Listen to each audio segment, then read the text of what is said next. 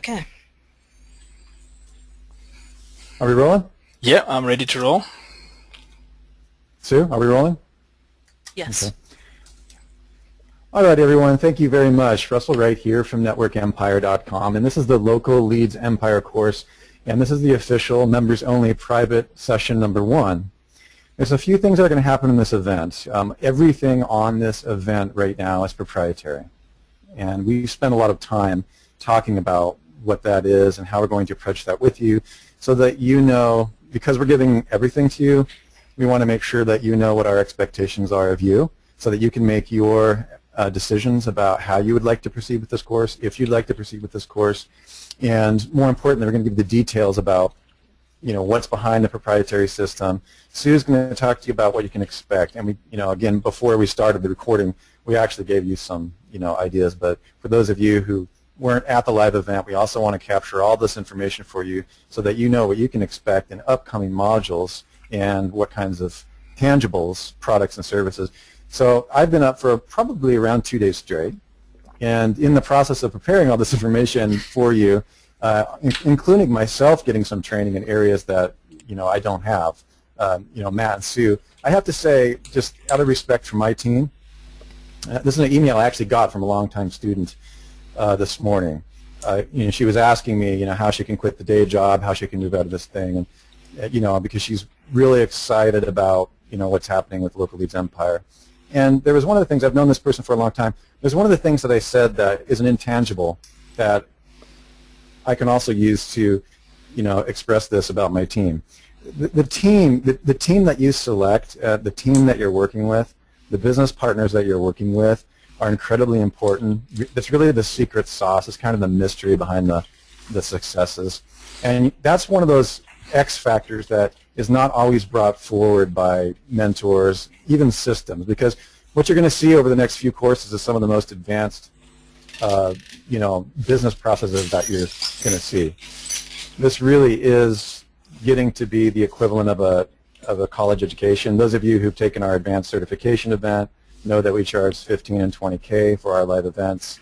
You're going to be getting a huge amount of that kind of material in this course, and we actually spent quite a bit of time deliberating on how to deliver this material, if it was safe to deliver this material through a digital medium, what parameters we should create, because there really is a certain amount of information and proprietary knowledge that you can actually have in a digital medium. So in this process, I just wanted to express that it's my team, Sue and Matt, that have allowed me to really understand complex systems at the 6-figure, 7-figure earner level. And you're going to get a lot of what my education with these two have been over the last 5 years with Sue. She's put up with me for almost 6 years now. So I'm really, really excited about this. I'm going to let Sue take over from here before Matt begins because she'd like to express some important points, some expectations of what we need from you and what to expect. So with no further ado, Sue and Matt. Hey, thanks, Russell. I can't tell you guys how excited I am about this course. I think all of us have been up for the last 72 hours straight. That we've put together some really exciting things, I think. I know I've learned a lot in the last couple of weeks from Matt. He's got a wealth of information to share with you over the course of this webinar series. So just briefly, this is intended to actually be a workshop webinar series with the idea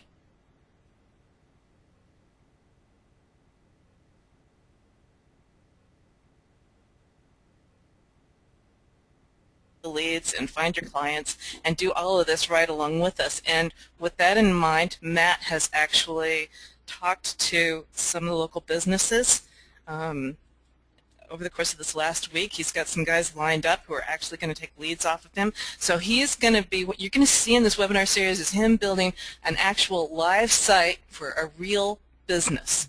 And he'll talk you through why it is he's doing it. I just find it all incredibly exciting. So today is a foundational day. We're going to talk about, it's going to be a slideshow presentation, and we're going to talk about the fundamental ideas that you need to understand in order to be able to build your business. And we'll take questions as you guys have questions as we're working through it. Go ahead and fire them through to me, and Matt will pause every so often, and we'll do a question and answer thing.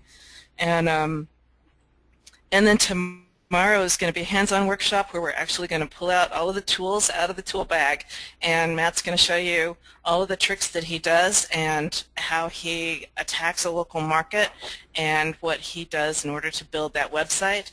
And then we're going to take a break for a couple of weeks, and all of us will get back together and do a question and answer session.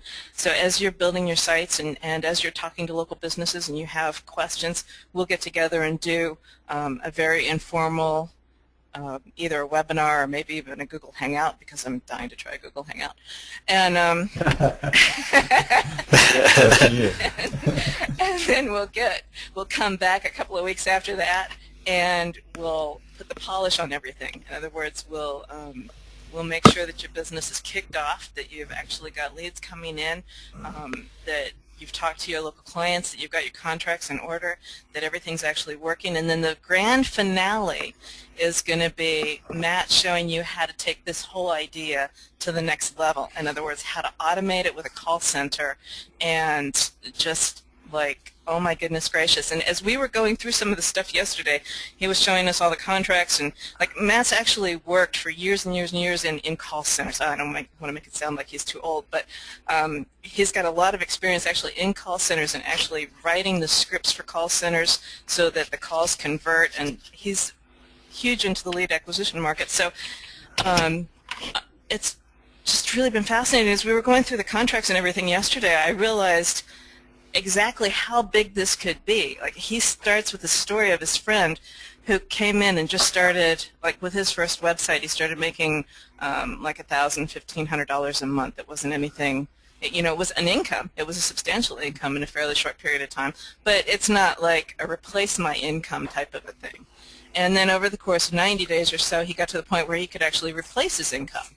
And then he never really took it all that much further. He's at a place where he's comfortable and happy, and he's making like 4,000 pounds-ish a month, which is, that's respectable, and he's got a family, and he's got a lot of free time, and it's great. But if you wanted to, if you're driven and you're motivated, there's not an end to this business model. You can take it to an absolutely huge level. You can keep replacing the things that you're doing by outsourcing it until you've just got an enormous business going on. So it's all very exciting.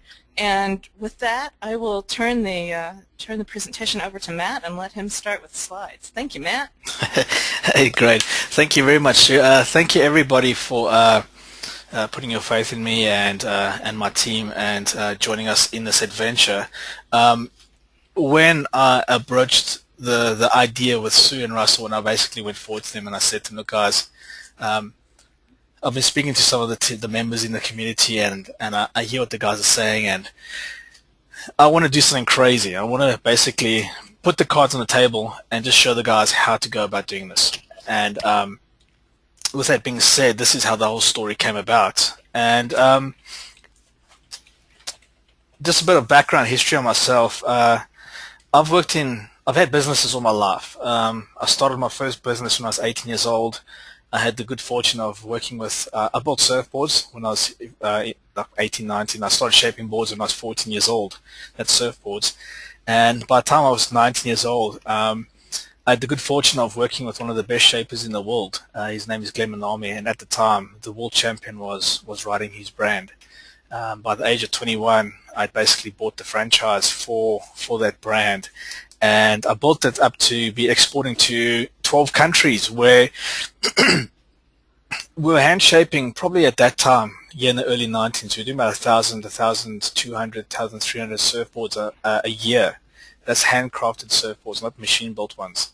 And we had the franchise for Europe, we had the franchise for Africa and all the islands surrounding Africa. And from that, I went to America a few times. That's my first time I hit the States. We did the trade shows. So in that career, I learned a lot about production, manufacture, building things, how the production line works. Then I met my wife, and we ended up in Europe. And then from that, I moved across into the IT field. And I spent probably a good 5-6 years working in call centers. I started on the floor actually selling, but that didn't go too good because most of the British people couldn't understand what I was saying. My accent threw them way off. So lesson number one was I had to learn to speak a lot slower. Lesson number 2, though, I was always good with IT things, so I moved across into the IT department, and that's when I got exposed to the world of lead acquisition, basically cold calling and leads. And I spent a good long time there, and I worked my way up to the place where I was basically the manager of the whole IT team for the whole call center, and I answered directly to the director and the boss. And with my team, essentially what we did is we built call centers. We'd go into an empty building, we'll get the telecommunication wires coming in, we would then connect it up, we'd set up the servers, build the infrastructure, build all the pods where the call agents sit, and then we'd actually design the scripts. We'd build the applications that display on the screens, and the teleprompters would prompt the guys when they're actually speaking to you. So the way that worked was basically we had the big server room with all the SQL servers, and they were connected to things called dialers. And these dialers phone radical numbers, okay? On a good day in the UK, we would dial sometimes like 20, 25,000 people through the call center network. And what you do is when you're watching these stats, you're actually just watching these guys print money. And I watched for 6 years how campaigns would go on, and essentially the guys just start printing money. Boom, boom, boom, boom. And the way it works in the call center when you get into big campaigns is you'll get a pod. A pod is usually a bank of desks, and you'll have maybe 10 guys sitting there. And typically when a campaign starts off, they start off with one pod and they test it. And I've seen it probably 4 or 5 times in my career working there, where in the center when we had on average 1,500 people working in Ireland, in England, and in Scotland, I watched basically how one campaign essentially took up 2/3 of all the call center's capacity, the whole company's capacity to dial. So a campaign would come in, it'll work, the market would accept it, that it'll hit that nerve, and all of a sudden, bam, 1 pod, 2 pod, next minute is the whole call center. Next minute is the next call center in another town, and we'll be flown to Ireland and all kinds of places to basically ramp up and make sure everything's working. And they'll run it for like a good 6 months. And especially at just before the credit crunch, when it was really peaking, like in 2006, when money was flying around like mad, we crossed over into the financial industry, and I watched how the guys were they're making ridiculous amounts of money just phoning and selling people financial products. And your typical lead there would be, just to refer a document, would be probably 80 to 100 pound a lead. But if you filled in the actual the default, the basic information, and you got the client to sign it, they call it a pack. If you got a pack back in, you're looking at 800 pound, between 400 and 800 pound you'd get back. And essentially what the call center did was they'd get the leads, they'd transfer the lead to basically admin office. The admin office would phone you back up, you'd fill in the form for you, they'll then have a driver drive out in the area, actually get you to sign it and bring it back in. And we had to basically set up the whole infrastructure for that. And that's at that level, that's where I was working with this whole story. So coming back to local lead empire business, the reason why we call it a local lead empire business, okay, is because essentially you start at the locale. You start with the area you know, somewhere close to you, and then you start expanding out. And there is no actual limit to how far you can take this, because it works with any product. We've sold telephones, we've sold Tupperware, we sold basically contact lenses, we sold everything, financial products, and the process always stays the same. So going into into this now, let's see if the slide changed there. Today's agenda, what we're going to speak about is, what is the local lead empire business blueprint all about? We're going to find and verify markets. We're going to talk about finding the ideal clients. We're going to talk about attracting interest that converts 99% of the time. Okay. Step 4 is a subtle trick, but it works like gangbusters. Okay. And then finally the close, how you close the clients.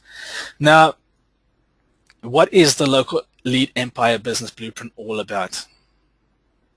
This is the most important point, okay? You're going to be learning a skill most people battle to comprehend. And it's not that it's difficult. It's just a process of changing the way you think about the internet as a whole, okay? When you understand this process, everything else will start falling into place and making sense. Number 2, we're going to approach your business by working smarter and not harder. A lot of guys work 15, 20 hours a day in the internet business, and it shouldn't be like that. There's a lot of people that can do the work much better than you, are more qualified than you, and you just need to know how to connect up with these guys. Okay, so you must work on your business, not in your business. So we want to get you in a position where you're actually moving out of working in your business to working on your business.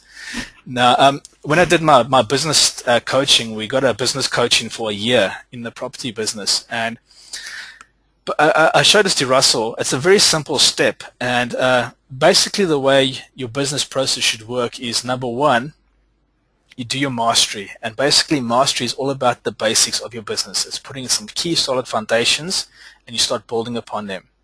That's where you implement your KPIs, your key performance indicators, for both the financial and marketing sectors, where you can keep score of your game of business. Because essentially this is a game, and when you get good at playing the game, it becomes fun. Okay, so then the next thing we do is we look at all the ways we can increase the profits within our business, okay, for little or no investment. And then what we're going to do is we're going to look at some systems and technology to ensure that everything keeps running smoothly. Now that's just mastery. That's the very first step, and a lot of people don't even do mastery. They start their business and they jump straight into let's go live, and they don't put all the right blocks in place, and this is why they don't succeed. The next step in this process is we've got mastery, then we've got niche, okay, and that's all about marketing. And this is where we look at developing your USP, your unique selling position, and a very powerful guarantee, okay. And with Local Lead Empire, we've got this. And what I'm showing you guys today, no one's going to say no to you. It's just a fact. And there's a few core reasons why, okay. And once we've got a guarantee sorted out, we can start generating leads for our business. And we're going to start working on converting better calls and working on the conversion process to increase our sales. And then we're going to start working on getting our clients to come back more often. Then the next step that we're going to work on is leverage, okay. Now leverage is making further improvements to our system, our technology, so we can do more with less. This is a very, very important part. I want you guys to really start thinking about, how can I do more with less? How can I get back more of my time? Okay, that's where leverage comes in. Then the next step is team. And this is a very, very strange situation. I speak to a lot of people on a daily basis in the community and then with clients and all kinds of stuff. And especially the guys that are really trying to get their business off the ground. The thought of having staff or a team working with you seems to frighten people. But do you know what? To be honest, it's the best way to move forward. I'm not saying go and employ 10 people tomorrow, but work toward getting a solid team behind you. Now, your team is your accountant. Your team's your solicitor. Your team's the associates that you actually work with, that you trust, to give you good and solid advice. That is your team. Team does not mean staff or employees. It's the people who give you influence and people that can guide you and give you the right answers when you actually need them to make the right decisions for your business. Okay. So once you've got your team in place and everything's working, the next thing we're going to do is we're going to talk about synergy, okay? And this is where we bring... Yeah? Hey, what slide are you on? I'm still on to approach your business by working smarter, not harder. I haven't moved on. Okay. I'm just talking... Well, yeah, the business synergy steps we'll lay out for you guys. I thought you were doing these on the slides, so we'll lay out each one of these business synergies. Okay, wasn't quite sure. Sorry about that. But we'll go ahead and lay these out for you in the members area because these are important points. Yeah. Okay, go ahead, Matt. It wasn't in sync. I thought maybe you had some slides for it. No. Sorry, guys. I've kept the... I don't want to overload the slides. I'd rather get a point and discuss it in detail with you, then move on. If there are questions you want us to document stuff for you, then let us know. Just ping a question and we'll add it to the members area because we want these things to get you the best stuff. Synergy is basically where we bring the team, the systems, and everything together to produce maximum results. That's what we want to get to, is that synergy point. And as I build this stuff out for you live, I'm going to show you how we start pulling this all together and how we create the synergy. And once we get that synergy going, then it basically we end up with the results. It's an engine. It's something that can work without us because we've got our team in place, we've got our systems in place, and we basically extracted ourselves from this business and it's running. Okay, so this is the big overview of what Local Lead Empire is all about. Okay, so the next thing we're going to talk about is how to apply this model to any idea or business that you have. Okay, so we're going to discuss that, and then finally to create true wealth. And when I said let me explain, essentially what I've said in step 2 with the 6 steps to actually create a massive successful business. That's basically what we need to do and work when you're doing this. So with that said, we're going to start talking about finding and verifying markets. Now, before I go into this, have you guys got any questions at that course slide? Because I really want you guys to actually understand these points I'm telling you now. They're very fine points, but if you can understand them, then everything I'm going to show you is going to make a lot of sense, and it's going to become easy for you to understand. Sue, are there any questions coming through? I don't want to really rush through this. I want to, even if I take an extra hour, I want to make sure that the guys get the best here. One question was, are there going to be transcripts? And yes, we will have the entire series transcribed. And we will go back through what he just talked about and lay that out in detail in the members area as well. No, there don't seem to be any other questions at the moment. Okay, cool. So next thing is finding and verifying your markets. Okay, what I'm going to do is I'm going to teach you how to find your markets. I'm going to teach you how to break them down into their core components. I'm going to teach you to find the best ways to get the leads, and then we're going to talk about finding ideal clients. And this is where the game becomes very interesting. If you get the wrong client, you're letting loose the dogs of hell. It just becomes an absolute nightmare. So what we're going to do is we're going to find the clients that you want. We're going to talk about how you can identify the clients that you don't want. Then we're going to talk about it's your business, not theirs, okay? This is a very important point. You're building your business. You're not building their business. When you talk about SEO, it's always about the client. It's their website, their business, their rankings, their listings, how much money they're making. In this course, we're not talking about them. We're talking about us, you, your business. It's all about you. This whole story is about you, okay? So attracting, yes? Can you go back to the last slide again and let it sit there for a minute? Sure. It's taking, the slides are delaying about 30 seconds after you start talking about it. About 20 seconds, at least on this side. So I'll run through the screens a lot slower then. Yeah, thanks. Yeah. Let's make sure everybody has that, because for some reason the delay on the presentation is taking too long. Hey, there is a question. Do we have any criteria and descriptions describing qualities on picking team members? A good way to do that is if you go to Odesk, right? They've got a great quizzing system there. And if you want to really check up on a guy, get him to do some of those tests and send you the results. If he can't answer those questions, he's bluffing you. Yeah. And there's some other sections. I'm going to throw some of the stuff that we have in other modules, Network Empire, in on here. I'm really big on headhunting and partnering. That's kind of my area. That's why I mentioned so much about team at the beginning. I was speaking to my friend's question this morning. She sent me about what it takes.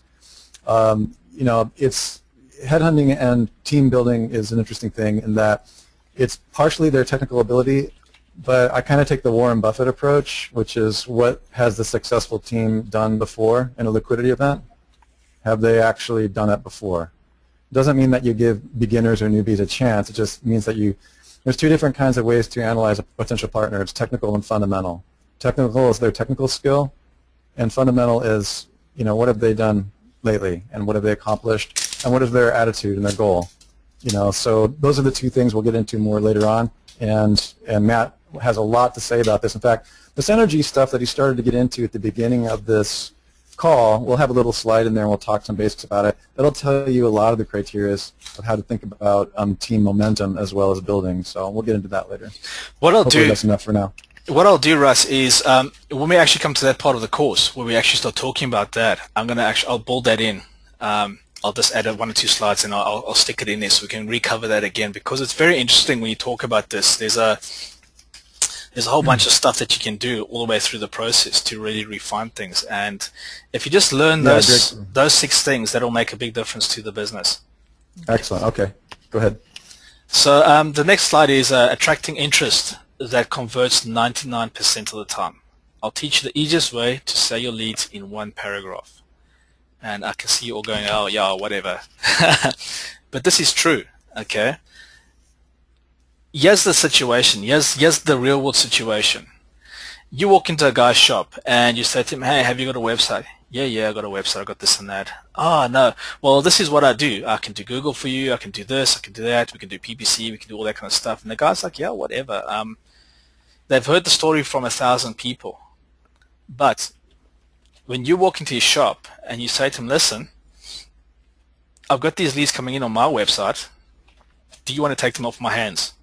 And he's like, oh, okay. What are you talking about? The whole energy that you feel of that person when you speak to him, just with that one sentence there that I'll say it again. You walk in his office, you speak to him, doesn't matter where he is. It can be his office, it can be at a meeting, it can be at a social event. Depending wherever you are and you're looking for these people, you can say, I've got these leads coming in if you have got them. Don't say it if you haven't got them. But if it's someone that's in your sector and you've got the leads coming in, and you say to them, I need you to take them off my hands, you're actually leading the person. You're not selling to the person, you're leading him. You're saying, I need you to take these off my hands. And he says, tell me more. You tell him, well, this is what we do. We create leads, we build leads, we sell leads. This is what we do. It's as simple as that. Oh, really? That's interesting. And how does it work? It says, well, it's pay as you go.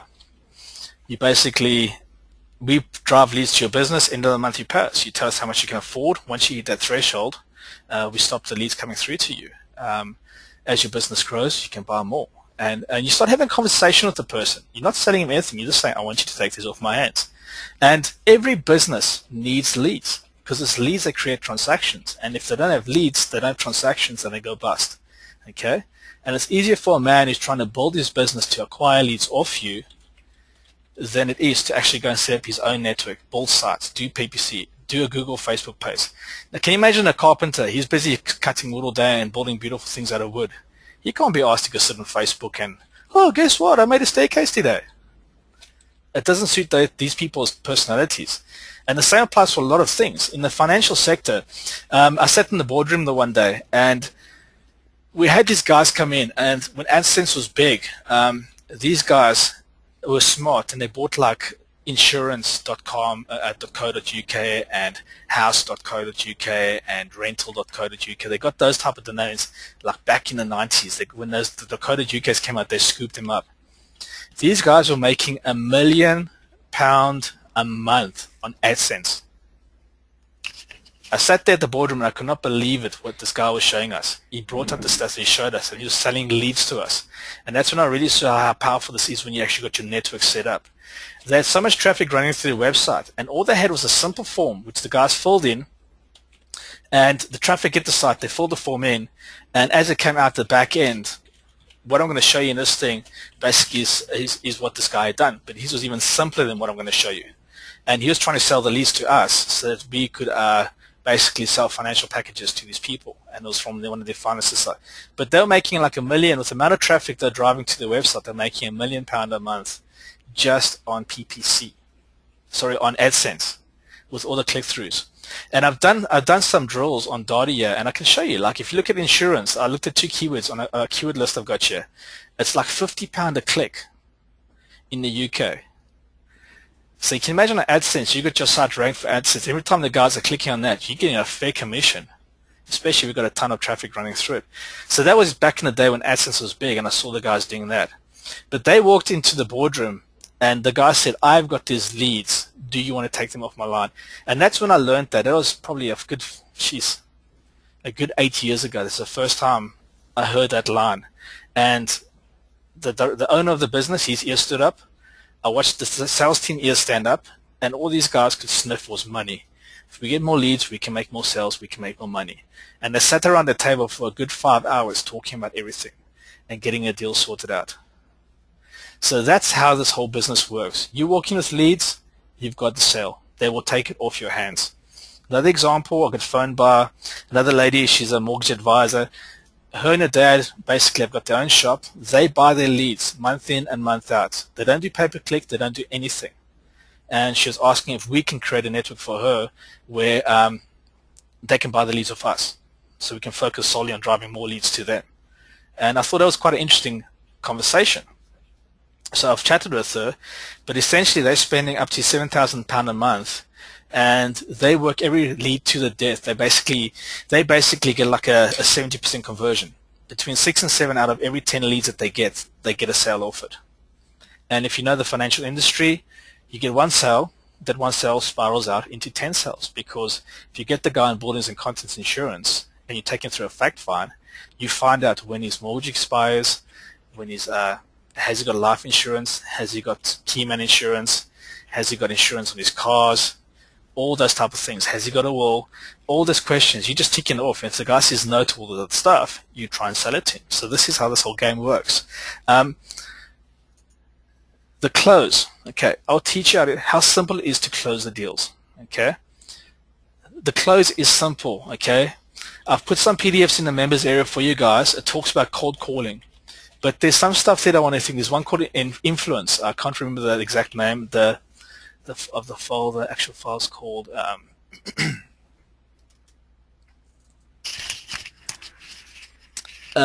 the naturally effective persuasion outline. It's a really good read, but the trick here with this whole story is you don't want to sell to the people, you want to lead them. Okay, and the way you lead them through this process is you make them understand that there's no risk to themselves, because you're carrying the risk. You're building your own business, your own network, so they're not actually getting the expense.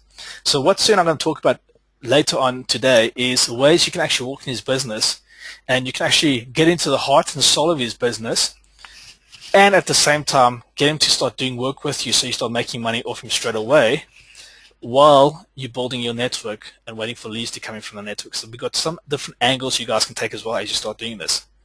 Okay. So when we talk about the close, we're gonna look at basically where you'll find the clients that want your leads. It's not hard, and anybody can do this. It's simple.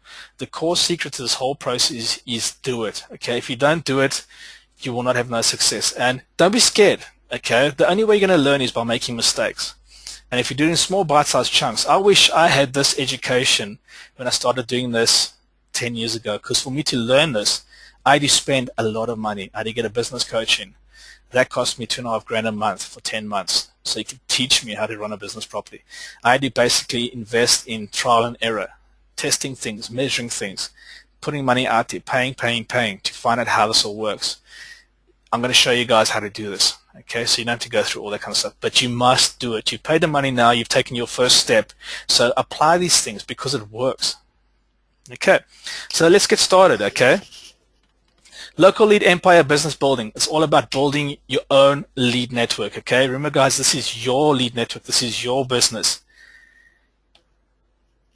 You make leads, you sell them. The guy stops paying you, you pass him on to his competitor. You fill his slot the very next day, so your money is not impacted. That's how simple it is. Okay. And with the guys knowing that that's what's going to happen, because you outline this in your contract to cover yourself, stating that if they don't pay their bills, you have the right to sell to anybody else in the same industry, they'll make sure that they keep those leads coming in, because they don't want someone else to go ahead of them. I saw this statement. This guy, Kichi Kazawana, right? Kichichi. This man's passed away now, but he was a Japanese dude, and he made the most beautiful Zen gardens. And I was just looking at the gardens, the photos of it the other day on the web, and I saw this statement. And I thought it was very important that I passed it across to you guys, just to really absorb it, okay? It says, simplicity means the achievement of maximum effect with minimum means. And this is exactly what we're trying to achieve here, okay? What is the maximum effect we can get with the least amount of effort, okay? And the only way to do it is to work smart, not work hard. Okay, so as we go into the course now, keep that in the back of your mind and understand what I'm showing you guys. Okay, is there any more questions before I really start talking about this?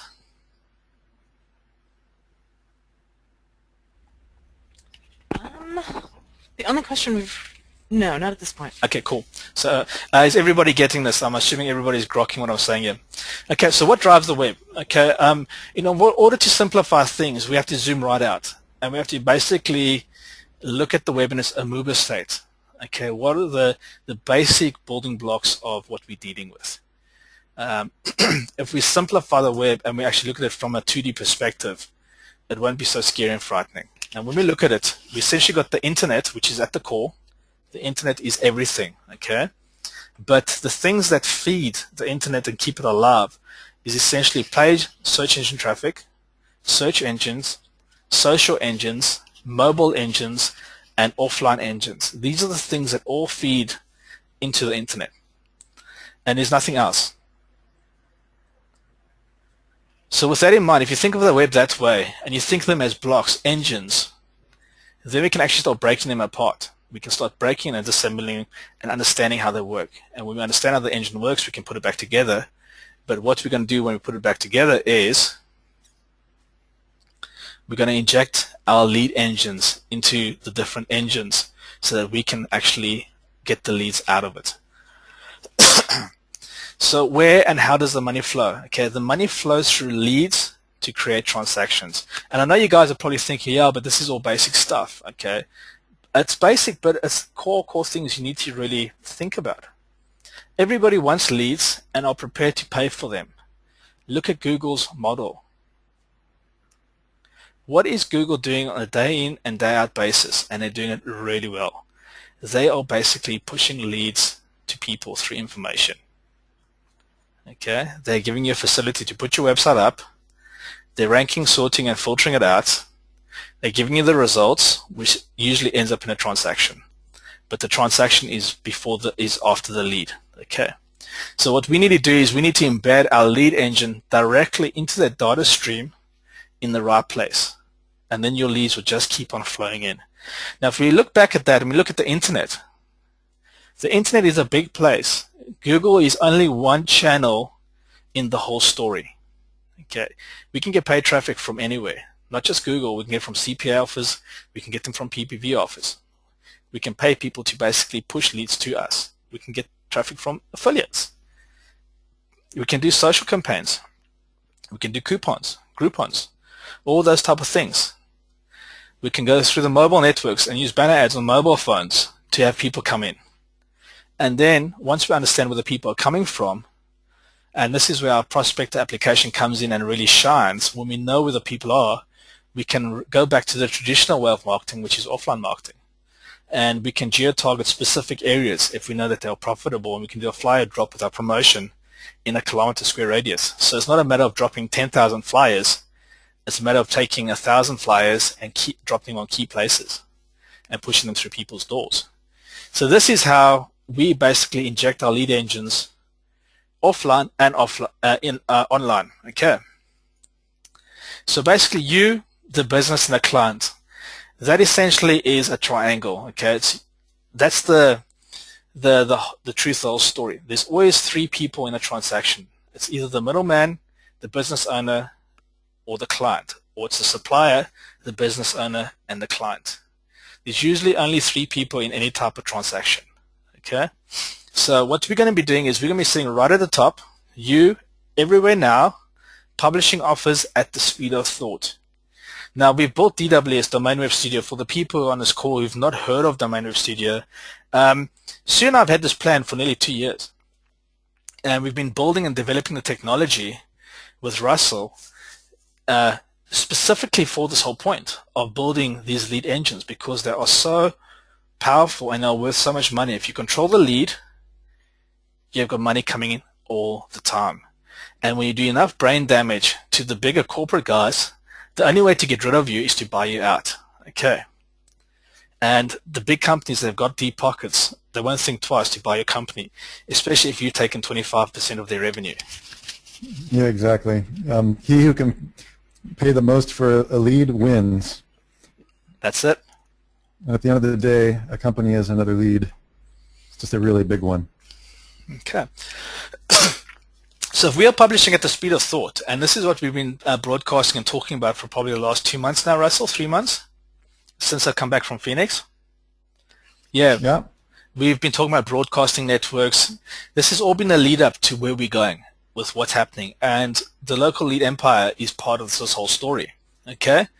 Now, if you're broadcasting at the speed of thought and you're everywhere now, you're basically positioning yourself right in front of these clients in all kinds of media formats, in all kinds of types of situations, online, offline, you this, there, okay?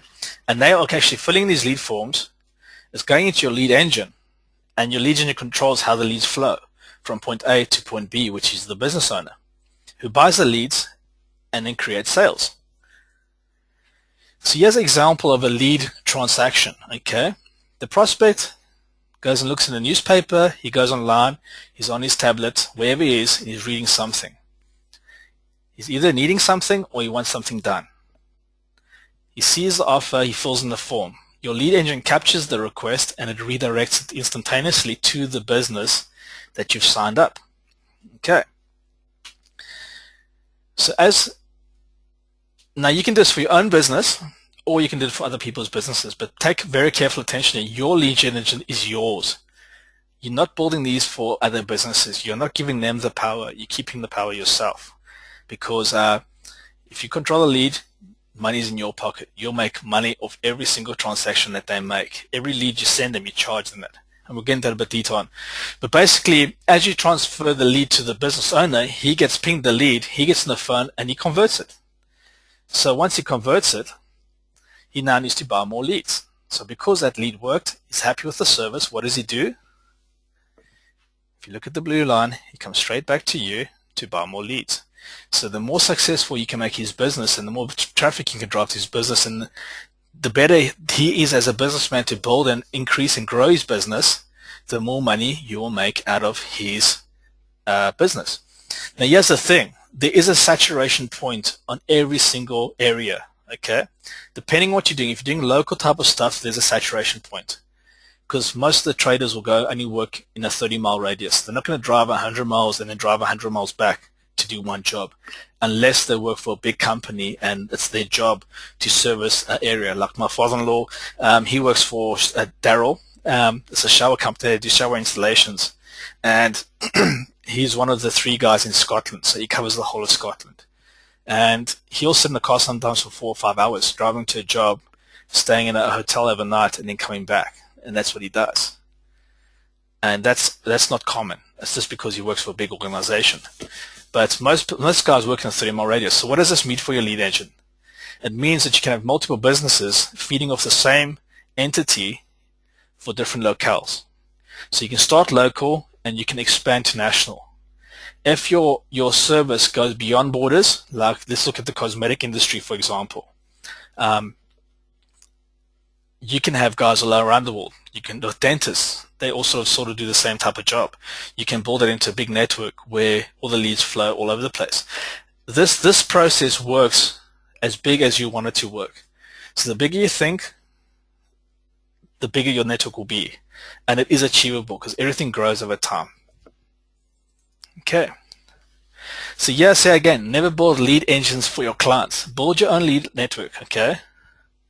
Swallow up the target sector, segment by segment. Sell the leads, build it into a profitable business, and your exit strategy is either to sell part or the entire network for a large profit, and then go and build the next network. Start the process again. And become an expert at building your lead network. Focus on one thing. There's something I want to bring up in this call, and it's called lily hopping. When I stopped lily hopping, that's when I started making money online. And I know there's a million great ideas and there's a million strategies and there's a million of all kinds of things. But if you keep on hopping like a frog from one lily to another lily, you're going to get nowhere fast. You always just stay in that little lily pond. That's where you're going to be all your life. You're not going to make any money, guys, girls, ladies, gentlemen, whoever's here on this call. So if you don't lily hop and you focus, if you choose a sector and you focus on it and your goal is to take it over, then do it. Okay? You must achieve what you set out to do. And when you achieve it, the next time around you come to do it again, it's going to be a lot easier because you've got all the experience. So the hardest part is doing the first one. Okay? But when you see how easy it is to actually get the leads and how to flip them around, you'll build the next one and you'll build the next one. And then you'll say, okay, actually, I'm tired of doing this. You get someone else to start doing the part of business. And you'll keep on just rotating this thing. And what you can end up with is a situation what we had with the property business. Myself, my 2 partners, we had the business. We started off and we worked in their conservatory. We made it their office when we first started with the business. And the reason why they brought me in was to actually build software for them because they couldn't control all the paperwork and all the moving parts. Okay, so I built the technology and now all of a sudden that became really easy. We quickly moved into office. We started building, buying houses, doing more kinds of stuff like that. We built it up. We ended up having a team of like 4 consultants. They covered the central belt of Scotland. And we had offices, like a big, nice plush office. It was very nice. The money was pouring in. It was great. Our record month, we purchased 9 houses in 1 month. That was the record using this process, this system, because everything was laser pointed. Everything was focused. We knew exactly where everything was. We knew exactly what it cost us, and we knew exactly when the peaks and troughs were, okay? And the way the system worked was we had a 24/7 call center answering our calls, okay? We bought the 0800 number for £8 a month. That's how cheap it is to get your own 0800 number in the UK. In the US, there'll be similar services where you can actually buy your own number. We gave this to the call center. They connected it to their dialers. As the calls came in, it got redirected basically to them. We just put the redirect on for one of their lines. They picked up the phone. They answered the call as us, saying, "Hi there, this is Property Saviors, blah, blah, blah, blah, blah." And they basically did the introduction page. How can we help you? That's how we always start our calls. How can we help you? Can someone come out and see me? And because we dealt in the repossession market, it was quite sensitive. So we had the guys fill in the form. All they did was they captured the name, the postcode, and the address. Those are the only things we asked for them. And the story was, we'll get one of our consultants to call you back straight away, and they'll explain the next steps. So as soon as they said yes, the lady filled in the form. They could push into our system and automatically SMS'd the consultant who was in charge of that area. He picked up the phone, he phoned them, and his carrot was, because we were buying properties, there's a lot of money involved there. For every house that they converted into a sale, they got £1,000. That's what we paid them. And the conversion rates were very high. The other thing is, with our model, we're targeting people that had a lot of pain. It was either sell your house or get repossessed. And typically what we did is we helped the people in a way that we acquired their property, they got to stay in their property, but then we also paid off all their debts. So we released the equity out of their property, we cleared their debts, and then we kept the property. And we also had change left over. So we had calculations that either made a deal work or not work. But this is how the whole network started running. And my own portfolio was a few million, okay, that I built up in 1 year. But as a company, we purchased 54 properties in 1 year. And it's purely using the system. So like Sue said earlier on, it's how big you want to go, okay? And it's not scary. This is the thing. It's simple to do, but you just got to have a clear idea of what you're doing.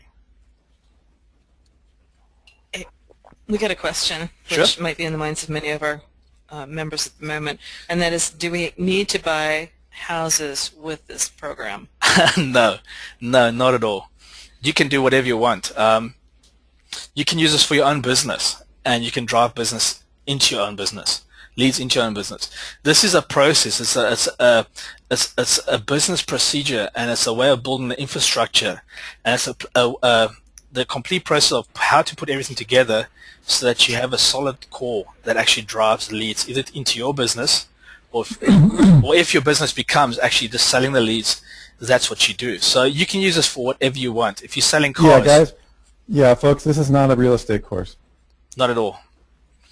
Is this what Matt happened to be what he got into, because as he got skilled with this, going for higher ticket items made sense.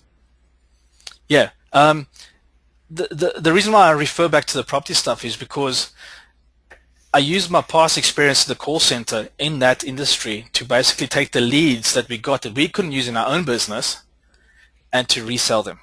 Okay?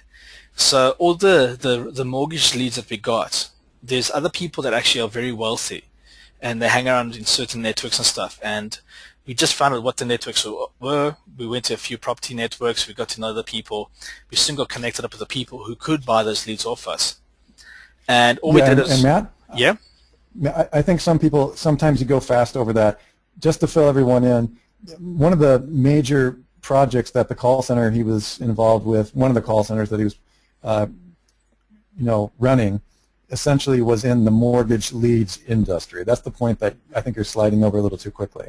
Yeah. Is that he was pulling in, they were pulling in thousands upon thousands of leads for people looking for mortgage deals and so on. I'll let you fill it in. But so that's how, of course, an obvious tangent, remember we call that tangent markets in ThemeZoom, right? The obvious market would be then he's going to learn how the real estate industry works, and so it just makes sense. So again, keep in mind that the local lead development course, the lead plotting course, all of these things are part of one of the markets that the call center that he built happened to be involved in, happened to be servicing. Yeah. And the point I'm getting to, I'm sort of trying to explain a lot so that you can really get the whole story. But the point was, we're getting these leads in for the property sales. We connected the right people with the lead. We flipped the leads, and we're getting £3,000, between £1,500 and £3,000 as a commission for one lead. And all we did was nothing. We found out who was. We had the lead at point A. We just had to find point B. We had to put it in someone else's hand, and that created the transaction, and we got the commission back. And this is the key secret. So if you think of what we're doing, we might target a market. When we get the lead, that market is closely tied to a whole bunch of different services, which I'm going to come to shortly. And once you understand the services in the market, you understand how to redirect your leads that come in, because you'll get all kinds of different leads coming in on one specific channel. Okay. So things to keep in mind, guys. What is the service that drives the market that you're looking at? Okay. What are the services? When I say services, I'm talking about either trades or things that make up that market. So in programming, things are called an object, and an object consists of many properties. This is essentially the same thing. That market's the object, and it consists of multiple services. Okay. Who will buy the leads in that market or that sector that you're looking at? Who creates the leads in that market? So as soon as you understand what services are there, who will buy them in the services, and what type of people will actually be creating the leads, and we understand what services are most commonly needed, then we start building a profile up of the actual sector. And once we've got this profile, and then we look at how many businesses actually operate in the sector. Okay? The more businesses there are, the better it is for you, because you're spreading your risk. Okay.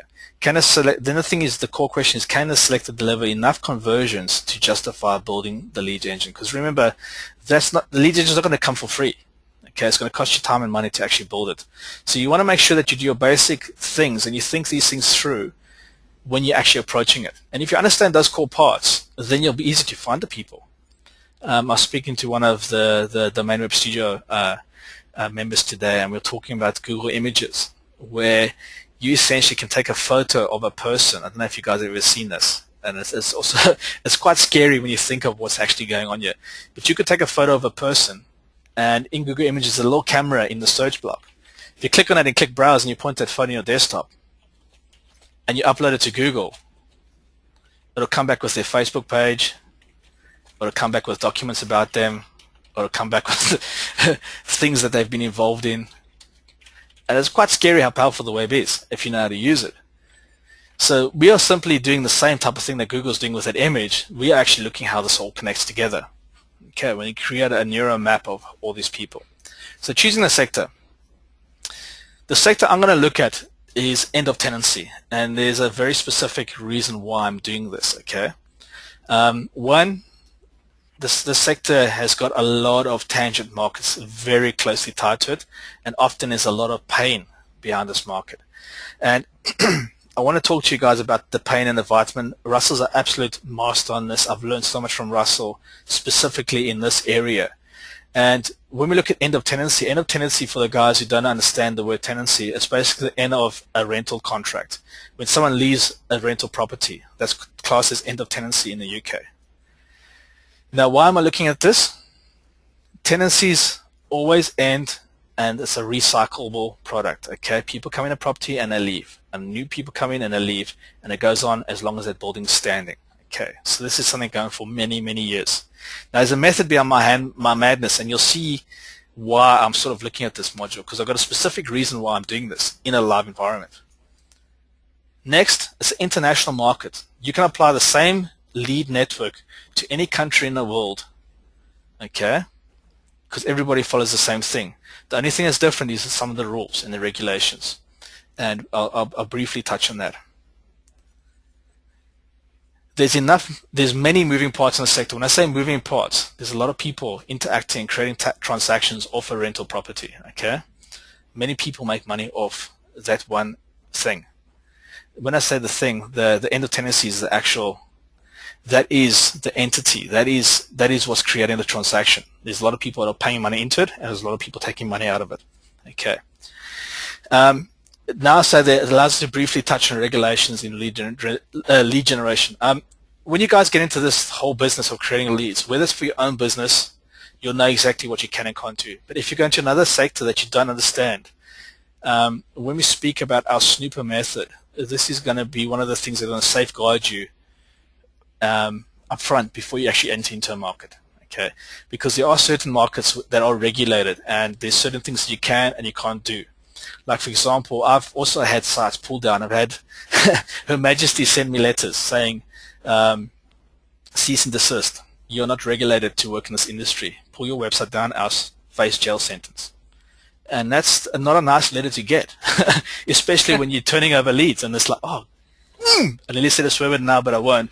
I was doing a PPR campaign, and it's actually regulated. You need to be a certified advisor to actually deal in that industry, and I didn't have regulation. I was just pulling the leads in and flipping them.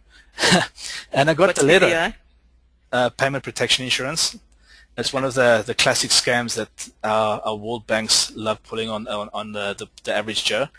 Basically, you'll get an insurance product, and they'll go through the whole spiel, and then they'll just slip in the payment protection thing underneath, but they wouldn't tell you about it. And you'll be paying like £10, £15 a month over the lifespan of their product. And depending on the size of the product, it was commission-based. So if you took a big loan, the payment protection is larger. So it's almost like an insurance underneath the insurance. And many people were missold with this whole thing. So they've actually put billions of dollars aside just to pay people back. So it was a very, very lucrative thing. So I was pushing these leads through. It was all going great, built the site to the crack, and I was very stoked, happy with myself. So this is brilliant. This is like printing money. Ding, there's a letter, cease and desist. I was like, what is this? Is someone trying to wind me up? So I went to Trevor, one of the guys I know. He's got the actual license and stuff. I said, what is this? He says, oh, you're going to have to take that down. They'll still come lift you. They'll put you in jail. So it took us 8 months to get the proper licenses and all that kind of stuff, and then we started that up again. So that's one of the little projects I've got going on the side that's still working. Trevor actually ended up buying me out of that business, so I flipped that site for a few grand. So that was quite cool. So yeah, if you're going to do this, just be careful. So you told me the other day you're talking about you went and spoke to one of the business owners about a specific project. If you want to provide leads for real estate agents, you have to have a broker's license. So, and that I came to find out just by talking to my broker. I had no clue. I was, I've been in real estate for a very long time, and so it's always been kind of a passion of mine. I was thinking of putting up a website to drive leads, and just happened to talk to him about it, and he's like, well, you'll need a license to be able to do that, or they'll throw you in jail. They'll fine you and throw you in jail. So I was like, oh, okay, good to know. Yeah, they did the same thing with the property business just prior to the credit crunch. They saw that the guys were making a lot of money in that sector, and all of a sudden you had to pay a £10,000 fee every year to get licensed. And it came with some excuse. Kevin just asked if we need a license for this, and the reason that Matt and I are telling you these stories are because for some industries you do need a license. So you want to investigate that before you just put up a website. And there's a couple of different ways you can investigate it. You can either do that through online research, or you can go talk to somebody in that business. Yeah, I was just going to jump in before we scared everyone away and say, and say that the reason that we're talking about this is the way that I would reposition this conversation is that you can get so powerful at the number of leads that you create that you can have people want to throw you in jail. Yeah, yeah, it's true. That you do draw attention. And the other thing that I would say, the other thing that I would respond to this, so that we can leverage what's powerful, is that we provided you with all the many legal contracts. We're not replacing any legal advice, but I went through with Matt last night, the 30 different contracts. If and when you need them, and it's industry dependent, that you're going to be set up with these in advance. We're telling you these stories so that you understand the benefits of what it is that we're going to support you with, so that we've gone through all of that pain so that you don't have to. And Sorry, Neural Marketing 101, I just needed to spin that. Yeah, sure. Most of the markets out there you do not need a license for. You don't need a license to hand leads off to a painter or to a bakery or to a hair salon. It's just a few of those businesses that are regulated, such as real estate and some of the financial and some of the lawyer stuff. Some of those markets you want to take care and do a little bit of investigation in. No students were harmed or thrown in jail through the utilization of this course. Yeah. But the flip of the coin is I always look, okay, there's always two sides to the story. So they flip me here and they say, bang, oh, you can't do this. I said, okay, that's cool. Well, what do I need? You need a license. I said, oh, get a license then. And all I did is I found a team member, okay, and that was Trevor, who had the right papers. Right. And we just registered the domain under his license as one of his entities. We had a written contract stating clearly what we're doing with that particular website, and with the option that he can actually just buy it in the end if he chooses to, which he did finally. So we carried on with the project. The site was down for 1 or 2 months. We got knocked by our rankings and that, but we just built it back up, and then he carried on with it. And he's got 1 or 2 projects he wants to work with me. So there's another repeat business thing going on over there in the same financial industry. But I've now got the business code that is regulated. So the guys who check the stuff up, they'll come along, they'll see that number, Trevor Mackey, right, there's his name, boom. They then go across and they look into the registrar, okay, website's registered to him, boom, job done. They don't even look at you ever again. So you don't have to physically go get a license, you just got to find a partner who will work with you, or a joint venture person. So always think out the box. If you get into situations that look scary, see it for what it is, ask, okay, what do you want? Okay, and then find someone who can give you what they want and carry on doing what you're doing, because your expertise is building these networks. This is what you're learning to do. Most of you guys are great at getting other people ranked. Now it's time to do it for yourself. Okay, but most regulations are debt specific. Okay, that's where you'll find a lot of regulations. Or if it's got to do with people's tenure, they're people renting properties, then there'll be regulations to protect the people. So if it's anything else, you got nothing to worry about there, guys. I'm just saying these things so that you're all aware of them, and we're going to show you how to go about finding out about these things before you actually spend money. So it's preparing you. Exactly, and that's the main point. Also, remember, there's thousands of industries. This is applicable across any of the niches and markets that we're going to show you how to research. And those of you who have been with us for many years know how Sue and I and also Matt view market segmentation. I mean, we have some of the more powerful tools around on that. So now you're going to be applying that all the way down to the ground, grounding it out, and actually acquiring and applying it at the business level on the ground. And all of these things are set up for you so that a lot of the obstacles that Matt went through, that Sue went through in her real estate business and her other businesses that she's owned and that I've gone through, you don't have to, go in there completely blind. So you'll know how to inspect the market for these possible yellow lights, depending upon what industry niche you get into. Okay. So the untold truth, my agenda. Okay. If you know me, I've always got an angle and I've always got an agenda. There's a plan behind the plan and there's another plan behind that plan. There must be a Scorpio thing. I don't know what it is, but it's just how my mind works. So my agenda, this training I'm doing with you is for a real world business application. Okay. This network that will be set up to feed income, this network can be set up to basically feed money into my property portfolio. Okay, I've been wanting to do this for quite some time now, and I'm taking this opportunity to do it for you. Okay, by paying off my properties in 10 years, I will save paying the banks just short of £3 million in interest charges alone, and that's on the collective, the whole property portfolio that I have. Now I look at that number, And I sure as hell would rather have that in my pocket than in some dodgy bank's bank account. Okay, so how am I going to do that? Hey, you said hell. I beg your pardon. I'm just kidding you, man. I'm just kidding. Okay, by creating an automated system to achieve this, okay? And the time to completion should be in 7 years. So what you'll see I've done here is I've looked, okay, first goal, 10 years. If I do it in 10 years, how much am I going to make? I'll make $3 million, sorry, £3 million, which will be in my pocket. I won't be paying the bank. Because basically when you lend money from the bank, you're always paying on average between 2 and 3. The ratio is 3 to 1. So for every pound you lend, they want £3 back, typically. If you're lucky, you might get £2.70 for every pound you lend. But that's just the way this whole thing works. But there are ways, because it's compounded interest, the faster you pay it off, the less the interest shrinks, and actually you flip the quantum, and that's why they try and put all these penalties in. But I'd rather pay overpayment penalties in the short term and save the large amount in the long term. Okay.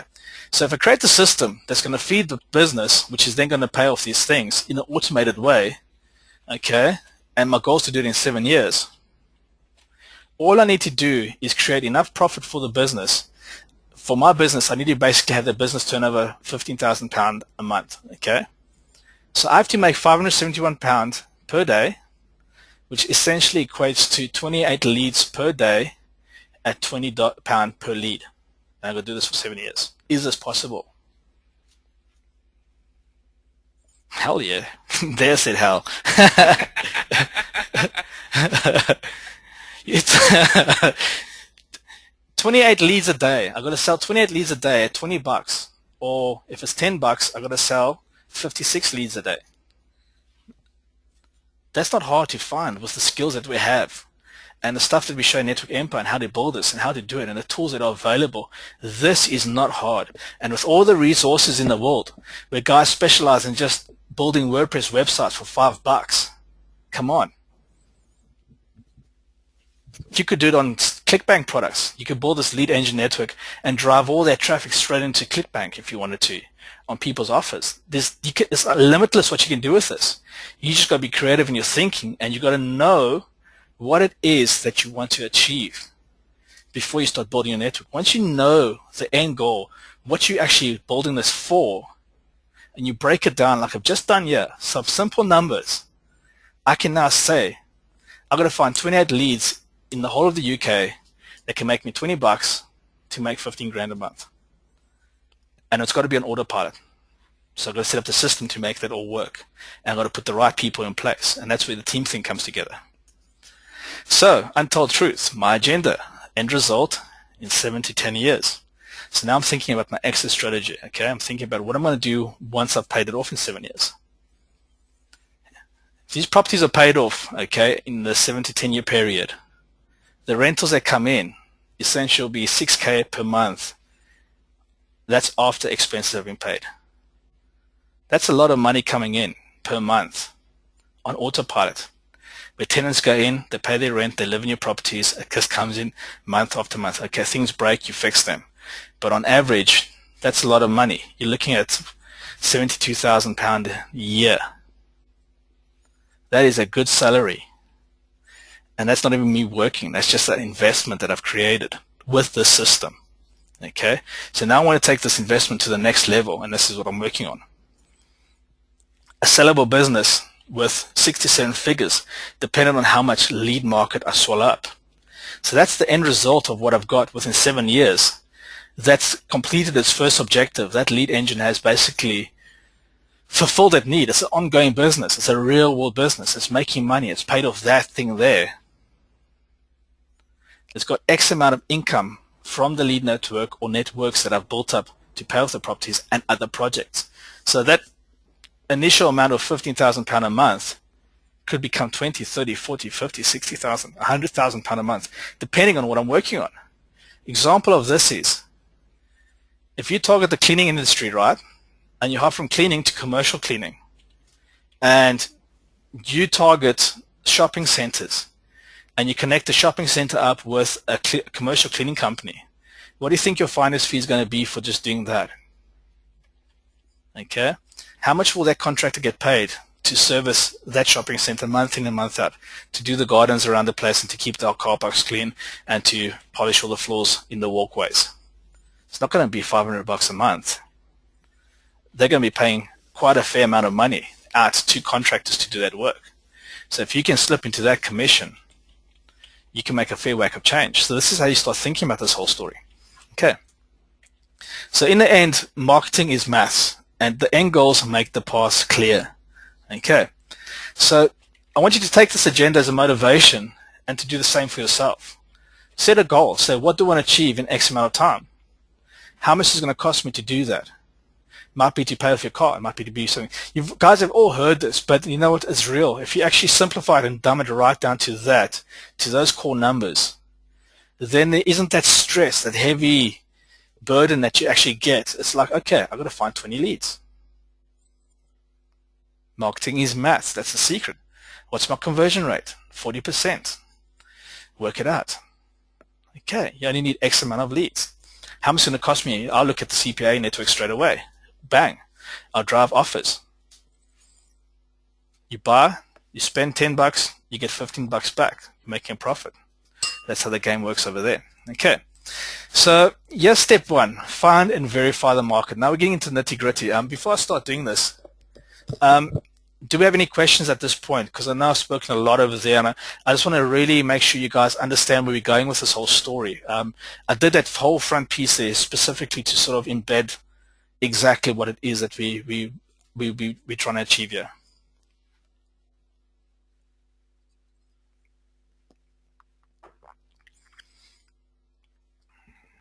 Anybody there?